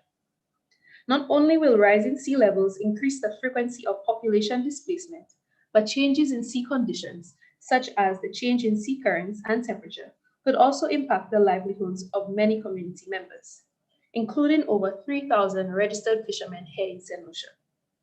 In addition to the fishermen, CMOS farmers would also be impacted by climate change. As of late, many individuals throughout the Caribbean have ventured into CMOS farming due to the increase in global market demand, which as of mid-2020 resulted in CMOS exports from St. Lucia surpassing the overall value of $595,635.30, which was equivalent to the total recorded sales at the end of 2019. Furthermore, the current economic scale back caused by the negative impact of COVID-19 has been a major influence on the sector's success, since more people have been forced to look for alternative forms of employment. In St. Lucia and the rest of the Caribbean, CMOS is used most commonly in drinks. It is thought to be an aphrodisiac, and because of this, along with its numerous health and nutritional benefits, is highly sought after. CMOS farming is done mainly in coastal sheltered areas, with planting and maintenance undertaken by members of the community. Presently, the CMOS is tied to plastic ropes, which are attached to wooden poles hammered into the seabed. However, during unfavorable weather events or when a farm is abandoned, the poles become hazardous to marine animals and humans alike. This may include damage to property, destruction to reefs and other marine habitats, and possibly bodily harm. The Bois Madame and Bois Guillet, which are locally grown trees, are exploited for CMOS farming. These trees serve as crucial nesting sites for the white-breasted thrasher, which is of significant biological importance to St. Lucia. The unsustainable harvesting has, however, resulted in widespread habitat loss, and as a result, conservation issues. Furthermore, the loss of plastic lines may not only contribute to an entanglement of marine organisms, but they could be ingested by the animals, resulting in death. Also, the plastic lines may become degraded, further contributing to the presence of microplastics within the food chain, which in turn could impact food security. Another concern is the entanglement of lines in the propellers of boats, which would seriously endanger fisherfolk. These problems have prompted the need for the implementation of more environmentally friendly farming practices. As part of the Department of Fisheries mission, there is a need to promote a sustainable fishery, which highlights better CMOS growing methods to preserve the local coastal and marine life. In keeping with this mission, the department embarked on an activity to test the effectiveness of potential growing methods for CMOS farming in St. Lucia, as well as to examine the possibility of using alternative anchoring devices in the process. This activity was funded by the Climate Change Adaptation in the Eastern Caribbean Fisheries Sector CC4Fish project. The activity lasted 7 weeks from November 2nd to December 22nd, 2020, and focused on the project area of improving the resilience of fisherfolk, coastal communities, and aquaculturists. This is the first of a series of CMOS activities and is expected to be repeated later this year. For this activity, 3 methods were considered. The plastic monoline method, which is a traditional method used for growing CMOS in St. Lucia, and the tubular net or the tube net method, using both the biodegradable tube net and the plastic tube net.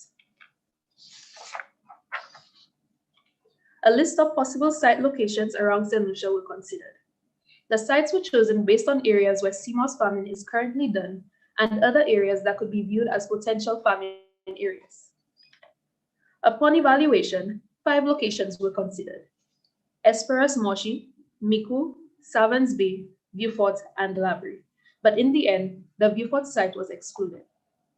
The farms were demarcated using buoys, and the farm size was determined based on various factors, including manageability, available resources, including the planting material, nets, and lines, and available sea space. The GPS coordinates of the sites were then recorded for future reference. The CMOS plants used for this activity were Eucuma cottoni, which were acquired from local farmers. The lines and nets were set up in triplicates, and 2 methods were used.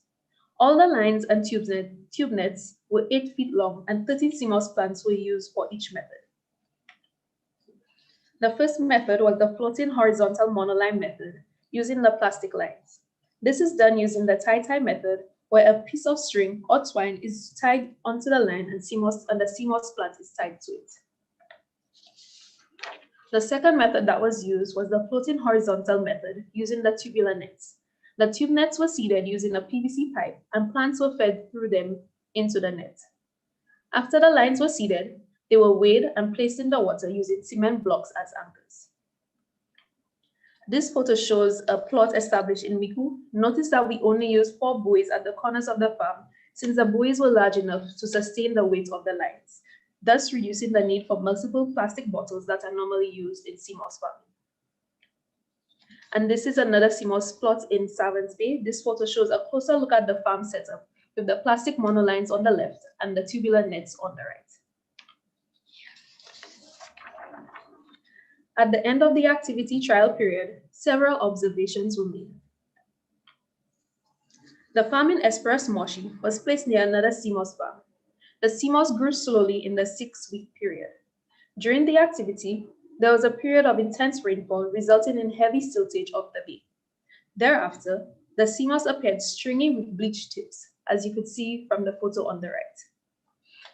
The increase in freshwater concentration from the Nevi River disrupted the normal growth pattern of the CMOS, affecting the carrageenan yield, resulting in smaller and irregularly shaped CMOS, as seen in the photo on the left. This may have been as a result of the CMOS's inability to process the freshwater influxes. Studies have shown that eupumas species are less tolerant to change in salinity levels, and as such, would have responded negatively to higher freshwater levels after the downpour. Also, the anchor lines were cut multiple times at this site during the activity, exposing the sea moss to direct sunlight, causing the bleaching. Overall, the sea moss did not grow well in this high-stress environment, as many propagules broke off and lines and tube nets were lost, resulting in the highest recorded weight at the farm being 10.9 pounds. Based on the results presented in the graph, the plastic monoline ended up being more successful than the other two methods. Unfortunately, the biodegradable tube nets were weaker and broke off completely, resulting in the drop. The test plot in Savans Bay was placed near other sea moss farms, with maintenance done by the fisheries officers. The sea moss grew very quickly for the most part of the trial period.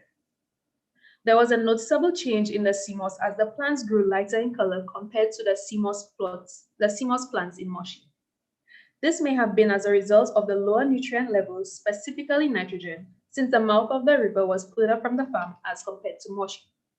Additionally, a color change could be from increased exposure to direct sunlight due to the openness of the bay. The plastic tube net method and the plastic monoline method both experienced the highest levels of growth, with the plastic tube net once again having steady weekly increases in weight, reaching the highest of 31.9 pounds. The biodegradable tube net, however, was not able to withstand the strong wave conditions, which resulted in all the nets breaking off after the second week. In Miku, the test plot was placed near another sea moss farm, with maintenance being done by the sea moss farmer and the fisheries officers. The sea moss grew considerably well over a 5-week period. The plants grew darker in color than the other propagules found in Savans Bay and Moshi. This may have been as a result of increased nutrients being supplied to the farm due to its proximity to the river. If you look closely at the photo, the biodegradable net started breaking as it was not able to withstand the weight of the sea moss. This occurred after the 4th week and may have been as a result of increased sediment load in the nets and the stronger wave conditions, which is expected during the rainy season. Sea moss growth was also quicker than expected, resulting in an early harvest, that is, before the 7-week period. This is believed to be because of the favorable conditions in the area. However, after the 3rd week, the growth of the sea moss in the tube net may have been reduced. This may have been due to the restrictive growth environment in the tube net and the accumulation of sediment in the nets, which may have impacted the photosynthesis rate.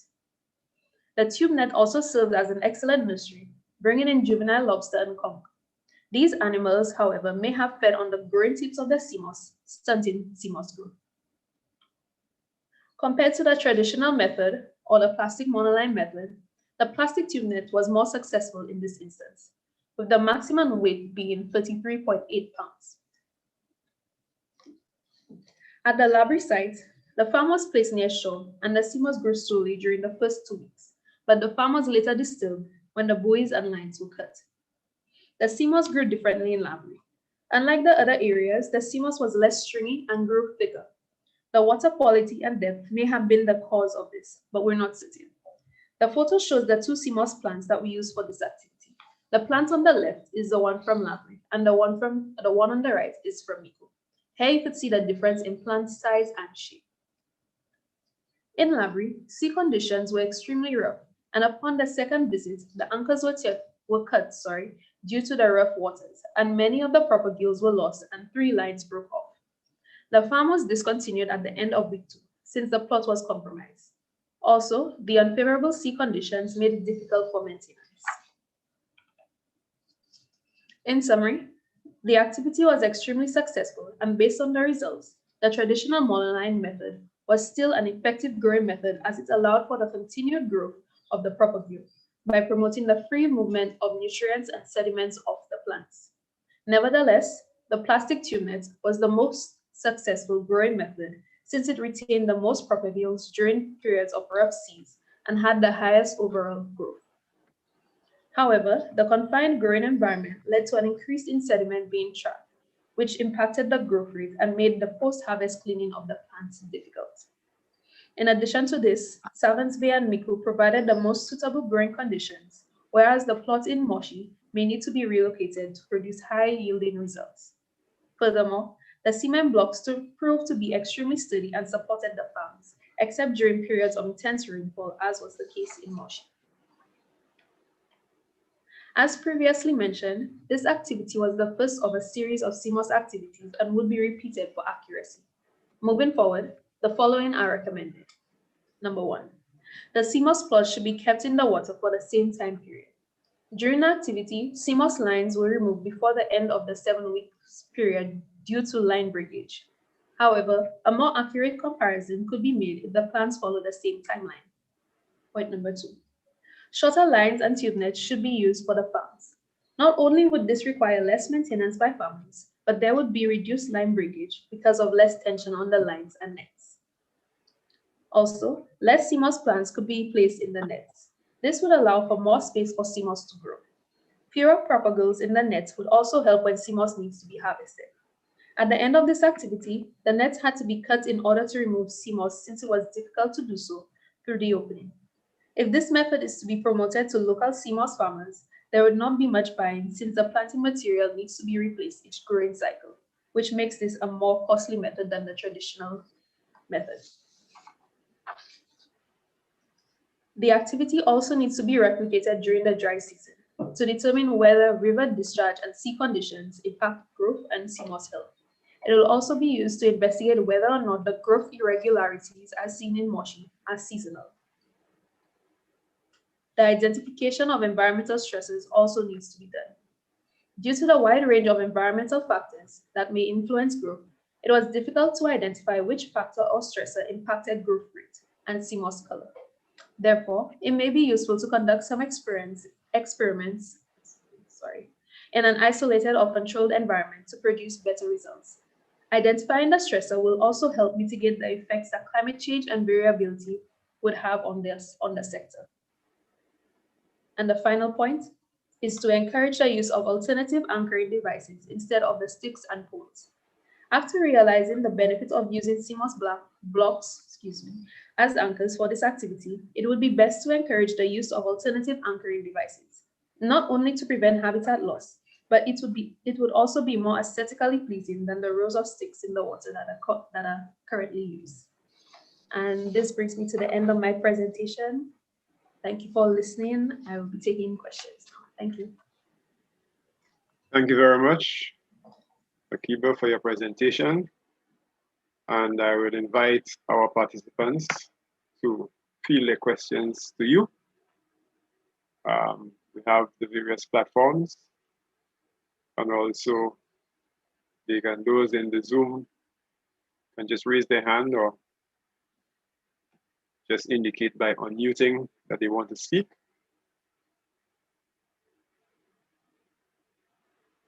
I do have 1 or 2 comments, but I will wait a little while. I just want to remind our participants that we have an evaluation of the conference and presentations that are actually live. The link was sent, and that we want the assessment of the individual presentations as well as the overall conference thus far. You will get an opportunity perhaps to do a more summative evaluation at the end. But we have a team in the back doing the necessary groundwork for that evaluation, led by Mr. St. Catherine. I see Clarence. Yes, but I wanted to ask a quick question. Yes. To Makiba. Good presentation, Makiba. I'm not sure if I missed it. I'm trying to get a sense of how this sector is growing, or subsector, if you like, in St. Lucia in terms of a number of persons. I note that based on the study, it is clearly growing in particular areas geographically, but in terms of numbers, how many households and individuals are involved in this activity? Has it grown over the period of time? any defined period of time. Just in case, you guys have looked at that, especially when we talk about the whole notion of economic diversification. Information of that nature is critical to especially for policy impact. How do you, where do you put resources to continue expanding a particular sector with good possibility? So that is my interest. If there was any scope in the study that looked at that aspect, you can speak to it. Thank you very much, Dr. Henry. Makiba, can you respond? Yes, thank you for the question. For this activity, no, we did not investigate that aspect. However, right now we have on average over 100 CMOS farmers in St. Lucia, and we expect this number to rise due to job loss because of COVID-19. We do not have an accurate figure right now, but we are in the process of registering CMOS farmers to get that number. Thank you. Thank you. And just a reminder that the presentations actually will be available on the UWI Open as the URL uwi.uwi.edu/St. Lucia. So you can go there to access the presentations. Any other questions? Makiba, just a question on observation from me. The tendency that's for us to see production mainly on the west coast of St. Lucia, on the east coast of St. Lucia. Is there any reason why? Thank you. I believe right now it's just because more farms are located on the East Coast, because we know that Kwale and Savans Bay are traditionally known for CMOS farming, and these are the areas that are becoming more and more populated by CMOS farmers. A layperson would have thought that the west coast is a bit calmer than the east coast, and perhaps would have attracted a few more farms there. Never thought of that. Yes, I have, but I guess now as more persons are going into the sector, they will realize areas that are better suited for CMOS farming.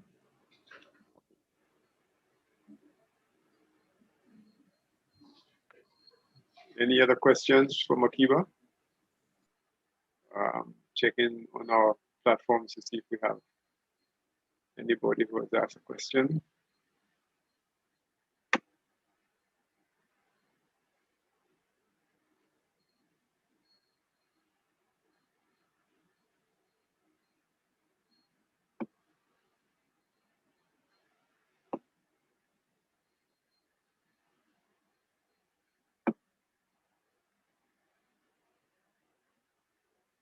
You did make a point about some of the structures that will be more aesthetically pleasing.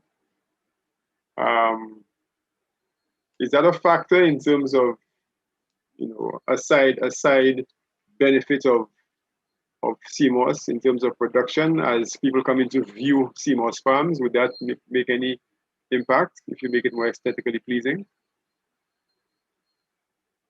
Or there's no potential benefit in having a tour of a CMOS farm?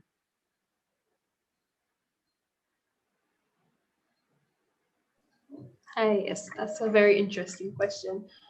It would be beneficial in terms of ecotourism. Some tourists could be allowed to come in and see the CMOS farm. They could also be involved in the process of drying and bleaching their own CMOS to take home. So I think it would encourage more persons to get involved in the sector and to realize that it is, I guess, beneficial to St. Lucia. Thank you. Thank you. Any other questions? Any comments from the participants? Do I see any hands up? No?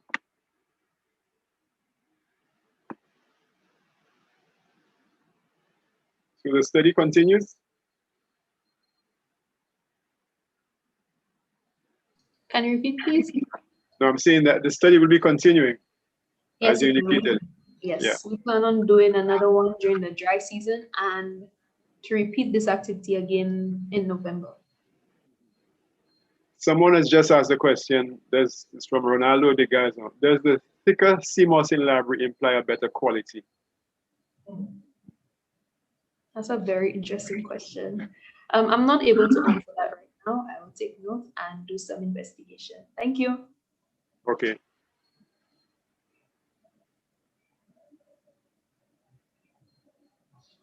Okay, any other questions? Let me see if there are any other popped up. I haven't seen any more.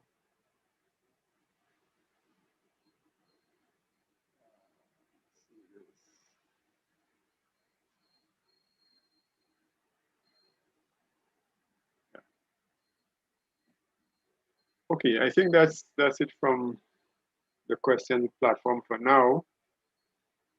Let me thank you once again, and hope you stay with us in case any question pops up before the end of the day, that you can give us your informed responses. And at this point in time, I would like to invite our next presenter.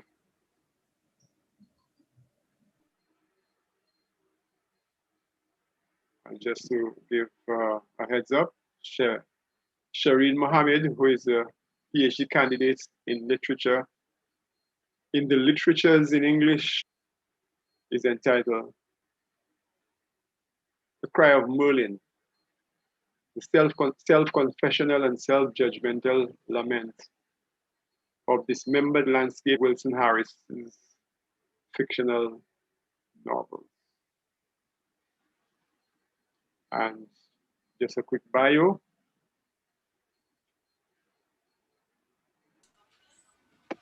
In English, a thesis aims to demonstrate Wilson Harris' shamanistic quantum imagination results in the creation of a revisionary and cross-cultural poetics. Sorry, Shireen. His, not her. So, Shireen, over to you. Sorry. Kept on saying her, but Shireen is his. Shireen is the man. Okay, thanks very much. Thanks very much. That's okay, thank you very much. Right, so let me begin with let me share the screen first. Okay.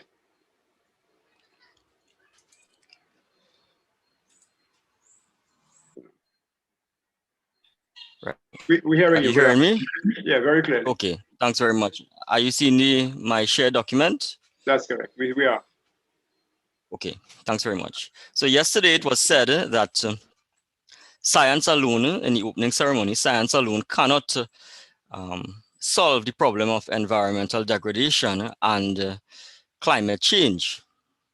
It is hoped that the philosophy and the creative works of the literary artists and other creative artists in the Anglophone Caribbean and the wider Caribbean would be able to fill that gap. Okay, so the title of my research is entitled The Cry of Merlin, the Self-Confessional and Self-Judgmental Lament for Dismembered Landscapes, Riverscapes, Skyscapes, and Oceanscapes in the language of Wilson Harris's fictional novels.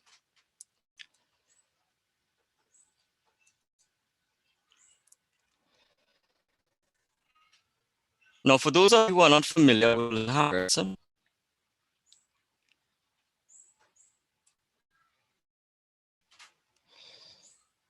he is a Guyanese British writer, and he had written prolifically, theoretically, and fictionally from 1960 straight up to 2017.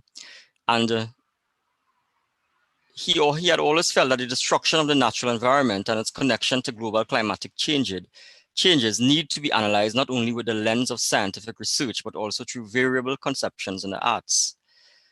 His writings have made important and critical contributions to both the local and universal issues of environmental degradation and climate change. And he does that through a very important theoretical construct known as the cry of Merlin or Merlin's cry, which is present in his theoretical and fictional works. He engages with this construct in his essay Merlin and Parsifal, Adversarial Twins.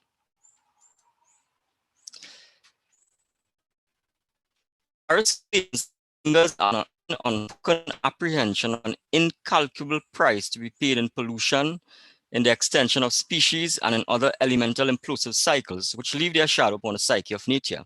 He terms such an unspoken apprehension as a cry of Merlin or Merlin's cry. This cry or quality of voice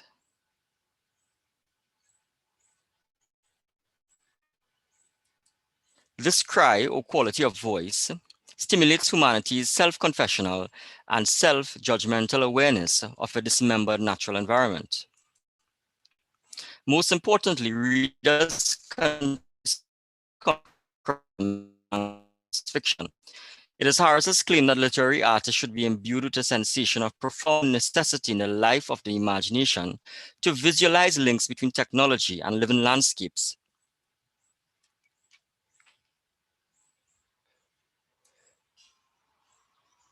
In continuously new ways that takes nothing for granted in an increasingly violent and materialistic world. Subsequently, the haunting and necessary proportions of a new dialogue with the reality of an anatomy or shared body everywhere in all things can be represented in the language of fiction. This paper argues that Harris's use of metaphorical language in fictional novels breaches the hubris of technological progress and echoes a quality of voice or redemptive cry for the fate of nature. This research will further demonstrate that the dense metaphorical language of Harris's fictional works can assist both our understanding and offers an illuminating perspective of the dismemberment and of the natural world by humanity's rootless logic of materialism. Now, Harris had an intimate connection with the living landscapes, and this greatly influenced his theoretical perception about the landscape as being living. It is his claim that his surveying expeditions into the deep forested rainforests of Guyana in the 1940s and early 1950s allowed him to become intimately and profoundly involved with the landscapes and riverscapes of Guyana. Subsequently, he sensed over the years that the landscape possessed resonance. The landscape for him possessed a life and was like an open book. He felt the alphabet of the landscape with which he worked with was all around him. However, Harris contends that it takes some time to really grasp what this alphabet is and what a book of the living landscape is. Harris contends that his experience of the Guyanese hinterland staggered his realistic perception of the physical landscape.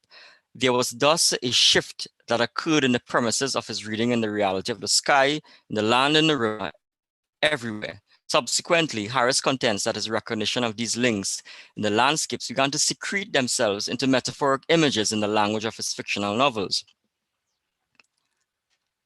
Now, this intimate connection was also experienced with the landscapes, with the living landscapes, were also experienced by Derek Walcott. However, Walcott never engaged in theoretical discussion. He did, however, it was actually published way after Walcott left us.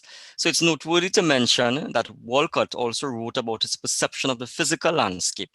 Like Harris, Walcott also experienced a shift in reading the reality in the sky, in the land, in the river, in the ocean, and everywhere. Walcott's vision of the living landscapes can be found in his essay, Isla Incognita, an essay that was written in 1972, but only published in 2005. And this is what Walcott said in that essay. It has taken me over 30 years and my race hundreds to feel the fibers spread from the splayed toes and grip this earth, the arms that knot into bowls and put out leaves. When that begins, this is the beginning of season, cycle time. The noise my leaves make is my language. In it is tunneled the roar of seas of a lost ocean. It is a fresh sound. Now, Harris actually engages with Walcott's shamanistic view of the living landscapes. And he actually said in two essays, in the Amerindian Legacy and an essay entitled Artifice and Root, that Walcott was actually wrestling with this sort of issue. However, unfortunately, it was published way into 2005. Right. Now, the theoretical framework that this paper engages with first deals with the cry of Merlin. Where does Harris get this concept from? He actually illustrates from the Arthurian legend, Merlin. So Harris says that Merlin, the great magician of the Arthurian Round Table, was trapped in a tree or cave. He symbolizes in tradition a network of association involving forests and caves, which became his prison house. He felt himself betrayed by the very dragon of knowledge he courted and exploited. Parsifal, his adversarial twin, who benefited enormously at times from his wisdom, remained apparently superior to nature in advancing technologies. Parsifal, nevertheless, was also a prisoner, the prisoner of inflexible sovereignty, sovereign institution, sovereign ego, in which he more or less successfully manipulated. Both Merlin and Parsifal are prisoners, I would venture to say, but Parsifal has long arrogated onto himself the banner of justified conquest in the realism of war, trade, money, and privilege. The language of Parsifalian ideology now one would think, part and parcel of the formerly colonized globe. Everyone writes and thinks in virtually the same fashion or mode, but fashion is still subject to unease, an eruptive element arising from the subconscious and unconscious in a trapped or imprisoned magic of Merlin. That eruptive element for Harris is the cry of Merlin. It is left therefore to Merlin, however apparently incomprehensible his cry, to imply a creative breach in the seemingly invincible core bias of communication, which Parsifal has framed and enshrined.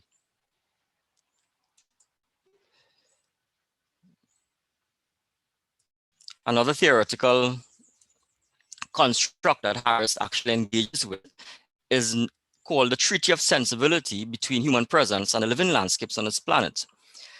And Harris's notion of the linkages between humanity and the living landscapes is rooted in the pre-Columbian tradition of a profound and unusual treaty of sensibility between human presence on this planet and physical environment.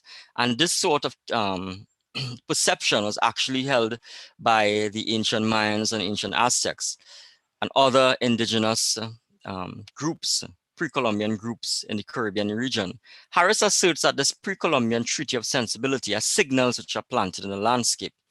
It is his view that this intricate and invisible connection between humanity and the living landscapes are ancient vestiges of synchronicity, or linkages that are acausal and stagger our human logic of cause and effect realism. He terms such ancient vestiges of synchronicity as quantum links.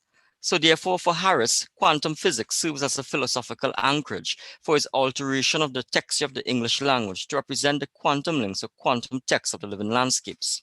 Harris illustrates from the concepts of quantum entanglement and quantum superposition to validate his representation of those linkages between humanity and the living landscapes in the metaphoric images of his fiction. The populist technological progressism is one that is suffused by fixed policies between various economic and political fortress institutions of many industrialized countries. Such established legislation sometimes serve only to mask the reality of a voiceless, endangered environment. It therefore suffocates real and genuine dialogue in spite of the numerous contrivances of public relations it may promote in the name of environmental awareness. And one could only think of one such public relations policy that never came into full effect because of COVID-19 from a particular company, which aimed at trapping carbon in the upper atmosphere and actually using technology to place it back within the Earth's crust. The use of technology to harvest and consume the Earth's resources have resulted in environmental abuse. And yet, ironically, there remains a profound desire for preservation and conservation. Moreover, the involvement in threatened species and landscapes by man-made materials, and above all, the mistranslation of the turbulent energies of climate change has made humanity blind to the strange, disturbing, and echoic cry of nature. This resonating signal or Merlin's cry from the natural environment represents that breach in a treaty of sensibility between human presence and the living landscapes on this planet. Merlin's cry is a callous rupturing of the acausal or quantum links of the landscapes, riverscapes, skyscapes, and oceanscapes. Such quality of the voice in ourselves is elusive. It cannot be seized. It is the essence of living diversity, which tends in a progressive age to be flattened. The self-judgment and self-confession that it evokes in humans generate a discontinuity within technological imperatives or the rule of machines.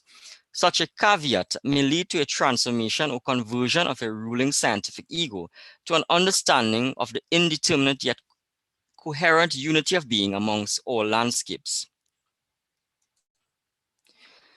This indeterminate unity of being or quantum entanglement undermines the perception of the Earth's activities as conforming to a strict statistical formula or teamed identity.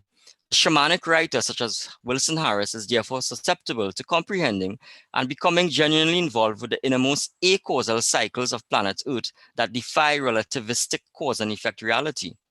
This illuminating quantum vision would allow the writer to translate those implicit disruptions or cries of the Earth's protective linkages between human presence and the natural environment. The breach in such acausal or quantum links in nature by human technological progress arises to affect the language of Harris's fiction. The shamanistic quantum vision of these entanglements causes a rare picture of imagery within Harris's linear mental contours or configurations of the landscapes. They loom into Harris with such astonishing echoic force that he can no longer remain blind to them. His mental linear configurations or fixed causal boundaries of the landscape are now replaced by non-configuration or acausality. According to Harris, in describing the world you see, the language evolves and begins to encompass realities that are not visible.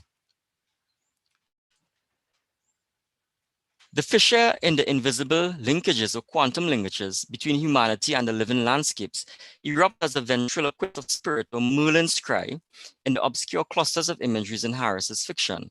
Here is an example from his novel, The Four Banks of the River of Space.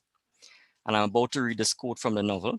I threw the knife far up into space. It glittered, it flashed. It was a conveyor, a satellite of knowledge. It glittered, it flashed. Then all at once it shot like lightning into the body of a flying creature. I heard the flying creature's long, sweet, poignant, bitter lament, as if a note had been struck in the darkest recesses of melodic conscience. The lightning knife had found its mark. The winged, dancing, flying bird appeared to pause in the twinkling of an eye within us, within inner space, glimmering stillness, yet lightning apprehension of the geology of the tides through which to build the architecture of the city of God, or to topple El Dorado into further ruin. The angelic dancer fell with open, outstretched wings. It fell downwards, or was it backwards into the upturned vessel of the sky, in which the sun shone like a pool star within a drought of cloud? Glimmering star sun, or floating islet of the abyss. I listened for the splintering note of the knife upon the head of rock, but heard nothing. I was unsure. Did the dancer and the knife fall and rise upon an ozone door, a tidal door in the most spectre of earth and sky? Every epitaph for a dying savage tribe's angel of beauty witnesses an abyss we need to visualize. Distances and architectures we have befouled. An abyss between a knife in the sky and a knife on the earth. A double-edged knife. It pierces us with the necessity for a visionary change of heart, for a new sculpture of being. In the previous extract, the knife represents those man-made excavations or fissures into those acausal linkages in the living landscapes that support the Earth's life-sustaining cycles. These man-made cuts into the quantum fabric of nature result in Merlin's painful cry. The destruction of the quantum links between the landscapes, skyscapes, riverscapes, and oceanscapes are represented in the incoherent images of the dancer and the knife that fall and rise upon an ozone door, a toppled ruined tidal door in the greenhouse drought spectre of earth and sky. However, the translation of Merlin's cry into humanity's ruthless logic of a cause and effect reality staggers and forces the reader to visualize the severed linkages or architectures that have been befouled. Moreover, the living landscapes in the previous extract operate in a quantum entanglement and quantum superposition of simultaneous states, since they seem to be in parallel places at the same time. The acausal linkages or treaty of sensibility between the humanity and the landscapes are clothed and redressed in counterintuitive images, such as the ozone door that is interfused with the tidal door in the greenhouse drought spectre of Earth. This is the obscure textual reality of the living landscapes that only the shamanic writer, such as Harris, could hear and see. Harris contends that through the art of language, such acausal connections or interweaving implicitly raises a reality that cannot be glossed by appeals to poetic ornament or picturesque metaphor. The hinge of the expression implies an architecture of the imagination fueled by a new conceptual language in which the sense organs of creature in creation elicit a quality of voice and expression, unlike conventional one-track progressive realism. Such quantum links between the living landscapes are therefore achieved in language or word. The translation of those untranslatable sounds, feelings, thoughts, utterances, and rhythms from the living landscapes into the English language represents Harris's spatial logic or convertible property of the imagination. The representation of an acausal reality within human language therefore becomes a psychophysical medium of communication. The quantum vision of those acausal linkages in the living landscapes is also present in Harris's novel, The Infinite Rehearsal. In this novel, there is an eruption of Merlin's cry as human technological progress breaches the delicate quantum links of the living landscapes in the following clusters of imageries. And I'm about to read from this novel.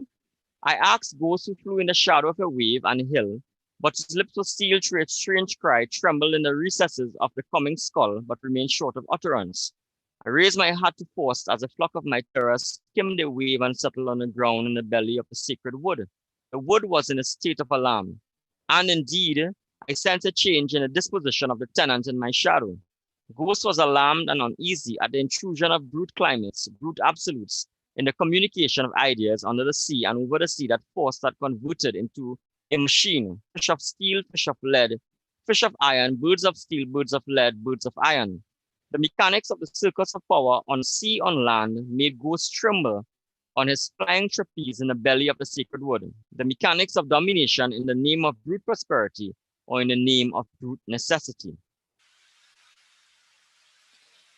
The flying creature's long, sweet, poignant lament, bitter lament, or Merlin's cry that is struck in the darkest recesses of melodic conscience, or from the four banks of the river of space, appears in this novel as a strange cry.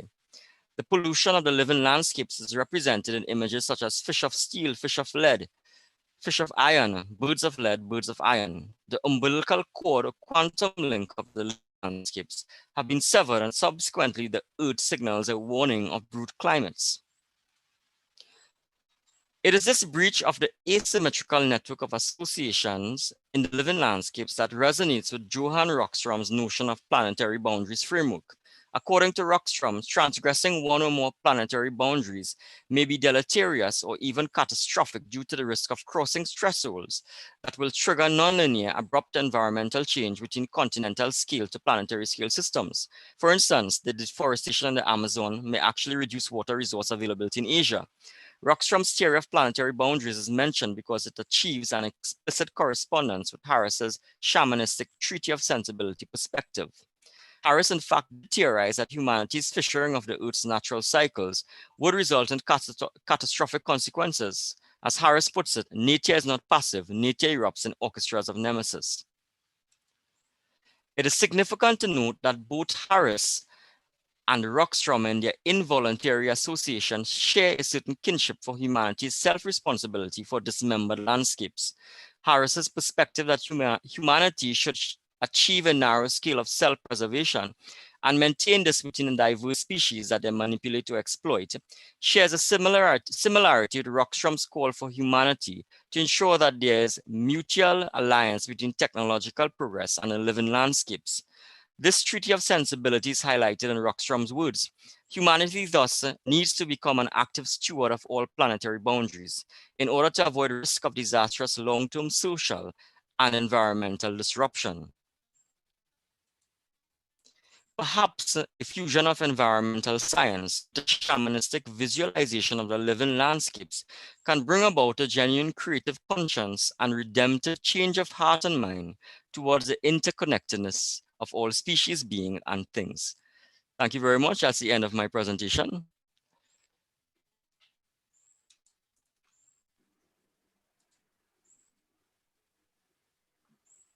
Thank you very much, Sherry. Very interesting presentation. Thank you very much. I'm sure you will have some comments. I have a couple of questions to ask. But some people have been asking earlier on in terms of sharing of the presentation. I know it is usually, these are works in progress, but at least for reference purposes, if you could share the presentation with the UWI Open Campus, so people who may want to interrogate it and ask some questions directly to you may want to do Of so. course. Because Yes, yes. you're completing your thesis on that subject.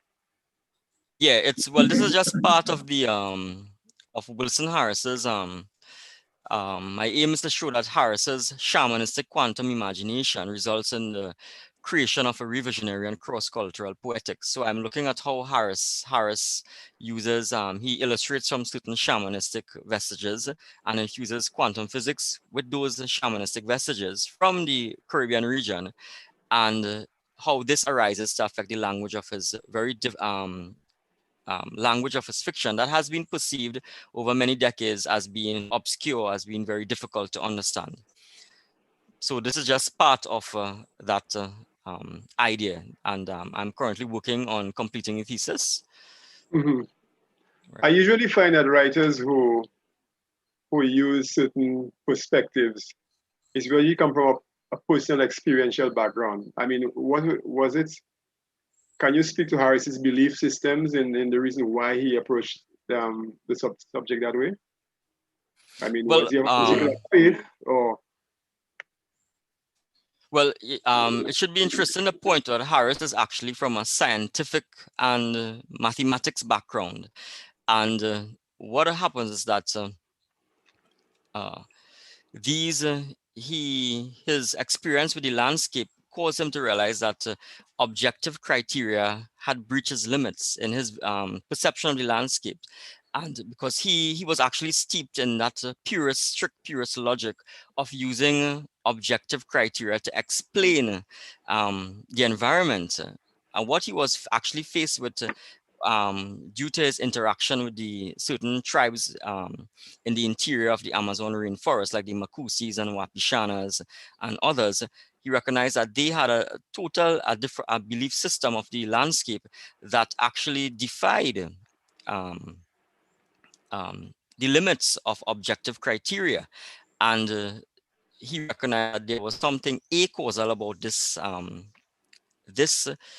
perception of the landscapes, and because of that acausality, he could no longer turn to the objective criteria of science, which is actually steeped in relativistic cause and reality phenomena. So Harris, as a scientist, he was actually grappling with this issue that he had to actually recognize that science is fallible because of certain concrete limits, and the concrete limits really are the objective criteria. And that's why in his writings he realized that such fallibility actually becomes the domain of art, because when you look at the and such objective criteria is actually masked by hidden diversities, and the intricacy of those masks is he recognizes a revelation of the tangible interfused with the intangible. Hence, he recognized that the landscapes actually consist of tangible and intangible connections, and these intangible connections are actually acausal or quantum links, as he later recognized them to be. So for him, objective criteria could not explain his new perception of the landscapes. So therefore, it all comes back to that personal experience that he had. So, he had to actually kind of bridge science with shamanistic psychology. So that's why he turned to quantum reality, because quantum reality actually looks at these indeterminate, invisible connections within the landscapes that a strict purist logic of objective criteria cannot give an exact representation to. Okay, I could just give you a simple example. We have this very strict formula for describing photosynthesis. However, there has not been any scientist who could actually explain what happens to water vapor, how it actually becomes purified in the Earth's upper atmosphere. Right, so you have these scientific logic could actually give there's a concrete limit in terms of comprehending the natural world. So that's why Harris actually had to, because he was now in tune with this shamanistic view, he actually had to turn to a different type of science, right? And something that could actually validate his perception. It's interesting you say that, because while most scientists would accept the limitations of the inquiry, they wouldn't go as far as what Harris did. Well, it all depends on the individual. I mean, he recognized that there was a discontinuity. I mean, he found himself in an abyss, and he had to actually create, create a legitimate linkage between this type of belief system that he was gradually learning to accept. Well, I don't want this to be a dialogue between us. Okay, no problem. Let me invite, I find it's really fascinating Thank what you you very have much. started. But let me invite the others to share their comments and their questions. Doesn't have to be a question. I'm sure that might be an area, as I presume most people in the following are of a scientific background. May have some comments and observations to make as well. Okay, thanks very much. Maybe to challenge you. Okay. So, any questions from the Zoom or on Facebook? Any questions on Facebook? Just checking the Facebook platform to see if there's anything we have thus far. UWI, any questions on Facebook? I haven't seen on my platform. No questions, Mr. Charles. Okay. Sherry, you made a quick reference to or a passing reference to Derek Walcott. Yes. We know that Derek Walcott's preoccupation with nature and the environment, seascapes and landscapes, which he was so fond of, especially St. Lucia, moved to a level of activism as well. I mean, Yeah. I mean, was that evident in Harris's life that you're aware of, or his work? Yes, Harris actually, he most of his theoretical works, his way of bringing about this was through his theoretical writings, his perception of the environment being degraded, its impact on climatic changes are very prevalent in his theoretical writings, and they are represented in most of his fictional works. So that's his way of bringing his messages. And he describes himself as a shamanic writer. So that's as a shaman, he's involved in this therapeutic healing of nature. So he has brought it about in his works, right? Does it extend to his poetry? Yes, it's there, and he actually began writing poetry at the beginning of his writing career, and it's actually there that the Amerindian presence, this shamanistic belief is actually there in his poems. One I could recall, it's highly portrayed in Eternity to Season. Well, there's a question from Don Pierre Nathaniel who asks, how has delving into the realms of science and creative consciousness influenced your personal thinking and actions? I guess in relation to the subject matter dealing with climate change and so forth. You want me to repeat the question, Cheryl? Yes, thanks. Yeah. Just repeat it, please. Yeah. How has delving into the realms of science and creative consciousness influenced your personal thinking and actions? In other words, how has the study of Harris and what he's doing had an impact on you as an individual? All right. Well, I mean, Harris is actually the message that he's saying is that we need to fuse. We can't discredit science altogether, but you need to fuse it with this shamanistic belief, and only then you could actually begin generating that creative, redemptive change of heart in every individual. I myself, I have been brought up to think that science could actually solve a lot of the problem. But after studying Harris for so many years, you realize that you have to look at the world through a quantum lens, or you have to acquire that quantum vision. And it's only through multiple perspectives could you actually become actively involved in environmental awareness. and recognize that it's not just one method to solve this issue that's taking place right now. That you need. So basically, what I've learned is that to find myself looking at the world and this issue with a quantum vision.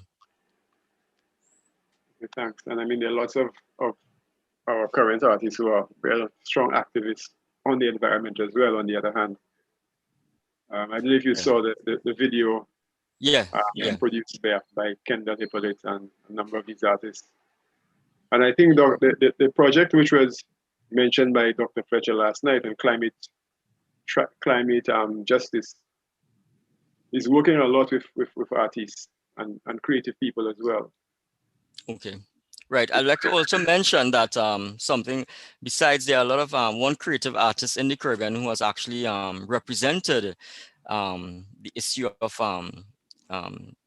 human technological progress impacting on the environment is actually Aubrey Williams. For the people who are into the creative arts, most of his paintings he has actually used that concept of the ancient Mayan mistakes, where the Mayans, because their technological progress has did in fact destroy their civilization and the environment, he actually infuses it into paintings which show that there's that parallel with the ancient Mayans and modern society.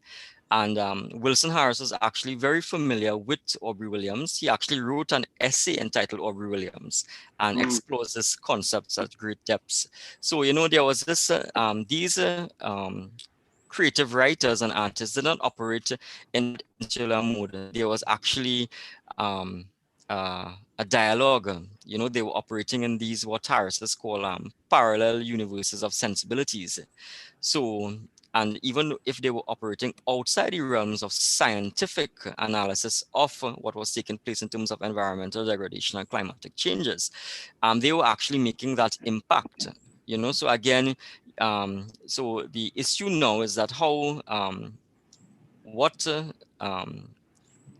lies is that issue of actually bridging that gap between science and the creative arts, right? I mean, it has been bridged by Harris and the and other writers, but there needs to be a greater architectural connection. And once that linkage has been established, perhaps we all could acquire what Harris calls the quantum vision of the living landscapes.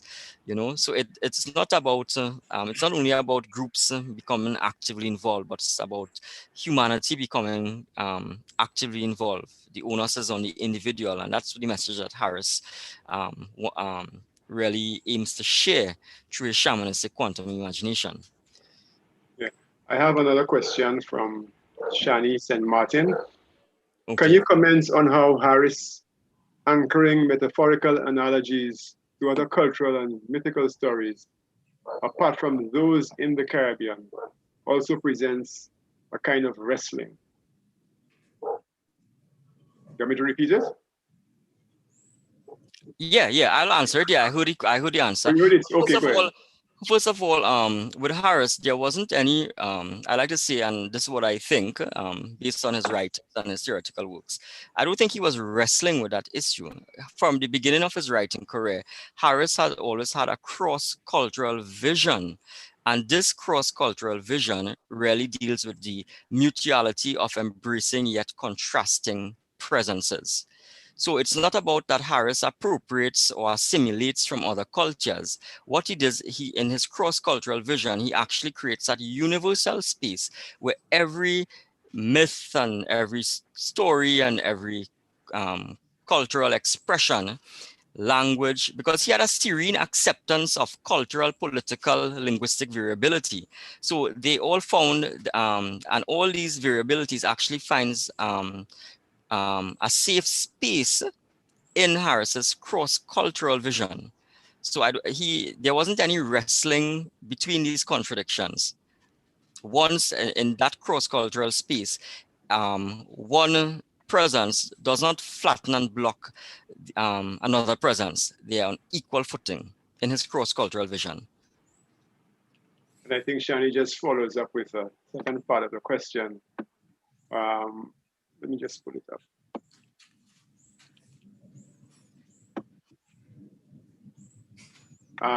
He said, what are the implications of that addressing or bridging? I think you spoke about it. Bridging a kind of identity in addressing climate issues. So that bridging you're talking about, the question is, what are the implications of that in addressing a kind of bridging some identity in addressing climate issues? Like speaking on a person or something like that. Okay, right. So from an individual perspective, Harris brings something that he wants this redemptive cry of Merlin to really create that visionary change of heart and mind in each individual.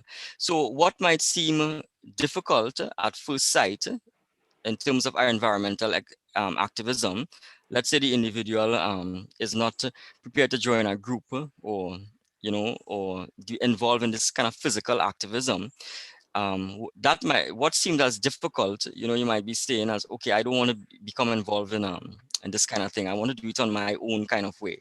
I want to spread this message. So it might seem difficult at first sight, but it requires a capacity, by bridging the gap of science and shamanistic psychology. It requires a capacity. Once you understand that, you create that linkage and you understand Harris's quantum vision of living landscapes, it generates a capacity to illuminate those really eclipsed and buried issues of environmental degradation and climate change, which really tend to be eclipsed by a lot of these policies, by economic and political institutions. You have it. And so it requires that capacity to illuminate these stultified, these claustrophobic issues that are taking place. And basically, that's once you have that perception, it's up to the individual to develop that capacity to really excavate these things that are hidden from the public by spreading the good word of Harris's message. Great. Thanks very much, Shereen. Okay. Any other further questions? I don't see any more. In a pretty long one morning, I think just one new message just popped up. It might be a question. So, okay, there are no further questions. I was told from admin. So let me just thank you again for the presentation, and hopefully that at some point in time we'll get the opportunity to be exposed to the completed works. Yes, of course. Yes. Pretty soon, in a few months. Okay, great. Okay. And keep on doing the good work. All right. Okay. Thanks very much. Yeah. Let me thank all the 6 presenters this morning for their contributions thus far to the conference. We started off this morning with Cedric Van Mierbeek, who did a presentation on historical trends in climate-related hazards in St. Lucia.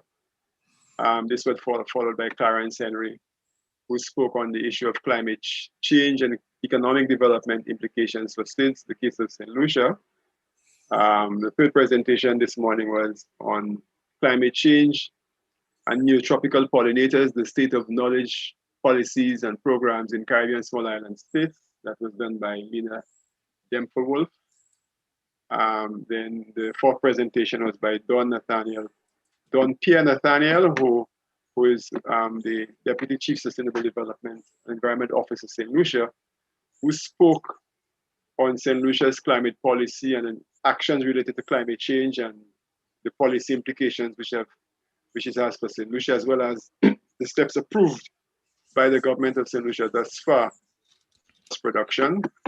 And I'm sure Makiba has some questions to take back to the team in terms of follow-up work and looking at some of the language of Wilson Harris's fictional narratives as they address to the way we dismember. As preparing presentations for conferences, especially if you have full-time jobs, it's not really easy. You don't want to get off time. It presents the opportunity for some peer review to give others a chance to do a critique of what you're doing. And perhaps tomorrow we move on to day 2. And let me remind you to join us and invite your friends to join us. We have 5 presentations tomorrow. Our presenters will be Shelley Ann Cox, Forms. Nicole LaForce Haynes will be speaking on the presentation of a particular project in the Forestry Department Research Division. The LASA, Berthia Thomas, Community-Based Participatory Approach to Vulnerability Analysis with Adaptation Planning for Pelagic Sargassum, and we'll wrap up with a presentation by Crispin Duvey entitled The Eastern Caribbean Solar Challenge. So let me remind you before we wrap up that you know the participate. I see Giles just joined us. To say something, Giles, before we wrap up? Please. Go ahead. Apologies to a lot of the presenters. I couldn't be in 2 places at one time. We just ended another regional series of presentations on apiculture that was really, really good as well. I really wanted to participate in the last presentation by Shireen. But the real point I want to make at this time is the documentation out of these presentations. Usually we go, we do presentations and we have a problem. The UWI has a appeal on behalf of UWI and ourselves, the UNDP, that we would like you all to submit, all presenters, please submit your submissions as soon as possible so we can have a valuable proceedings that comes out of this very seminal event. So please, again, please, as soon as possible, in the next week or 2, submit your presentations so we can compile them into proceedings so that they could be used for future policy development and policy work. Thank you very much, Mr. Chair. Thank you very much, Mr. Romulus, and we will just send you off again with a bit of Calypso. Is the last lap Carnival Tuesday in Trinidad. But I do think that our producers would send you off with something that would cause your appetite to linger. They'll probably send you off with something that will cause you to think a bit about the environment. Thank you, and see you tomorrow. At the edge of rising water, we sing for our future.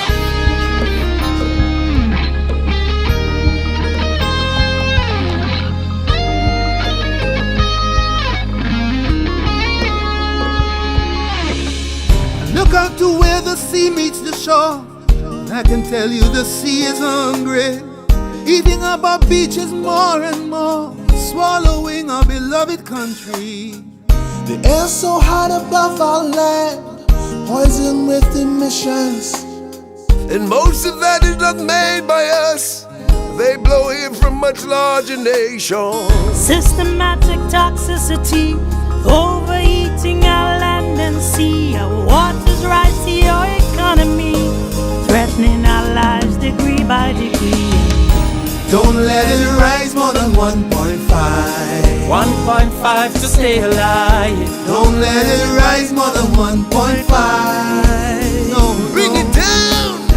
Don't let it rise more than 1.5. 1.5 to stay alive. Don't let it rise more than 1.5. Before we're all gone. I think of all these figures and facts and try and see into the future. I see the crops die and the rivers dry. There is drought and rising seawater. I see our people fighting for food in islands that used to grow plenty. This future's not far away unless we are bound by a treaty. Even though we can sympathize with struggling countries and their enterprise to lift their people up from mud to the skies, will you be with us when our waters rise? Don't let it rise more than 1.5. 1.5 to stay alive. Don't let it rise more than 1.5. Bring it down, bring it down, bring it down. I think about the suffering of the poor, the ones who are the most defenseless, the high and mighty ravaging the earth.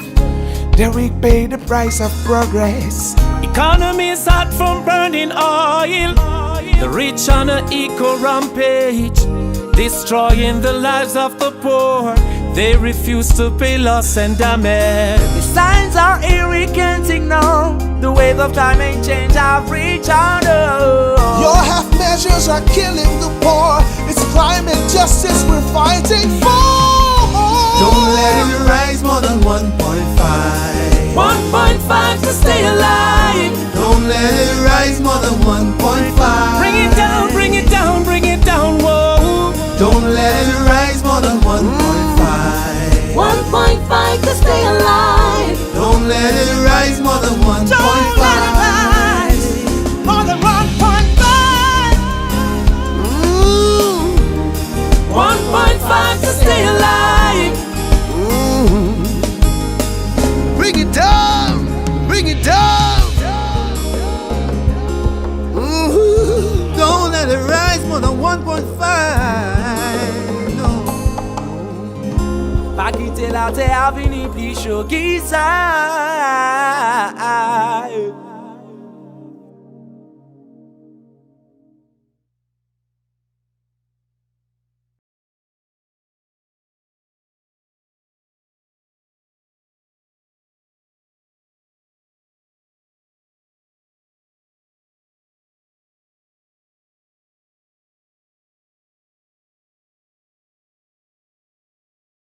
Unleash creativity and innovation. Unleash community spirit.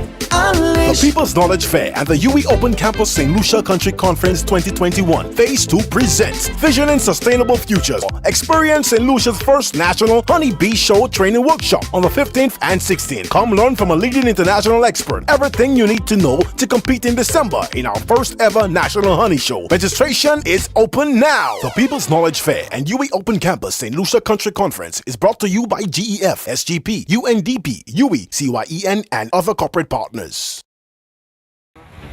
At the edge of rising water, we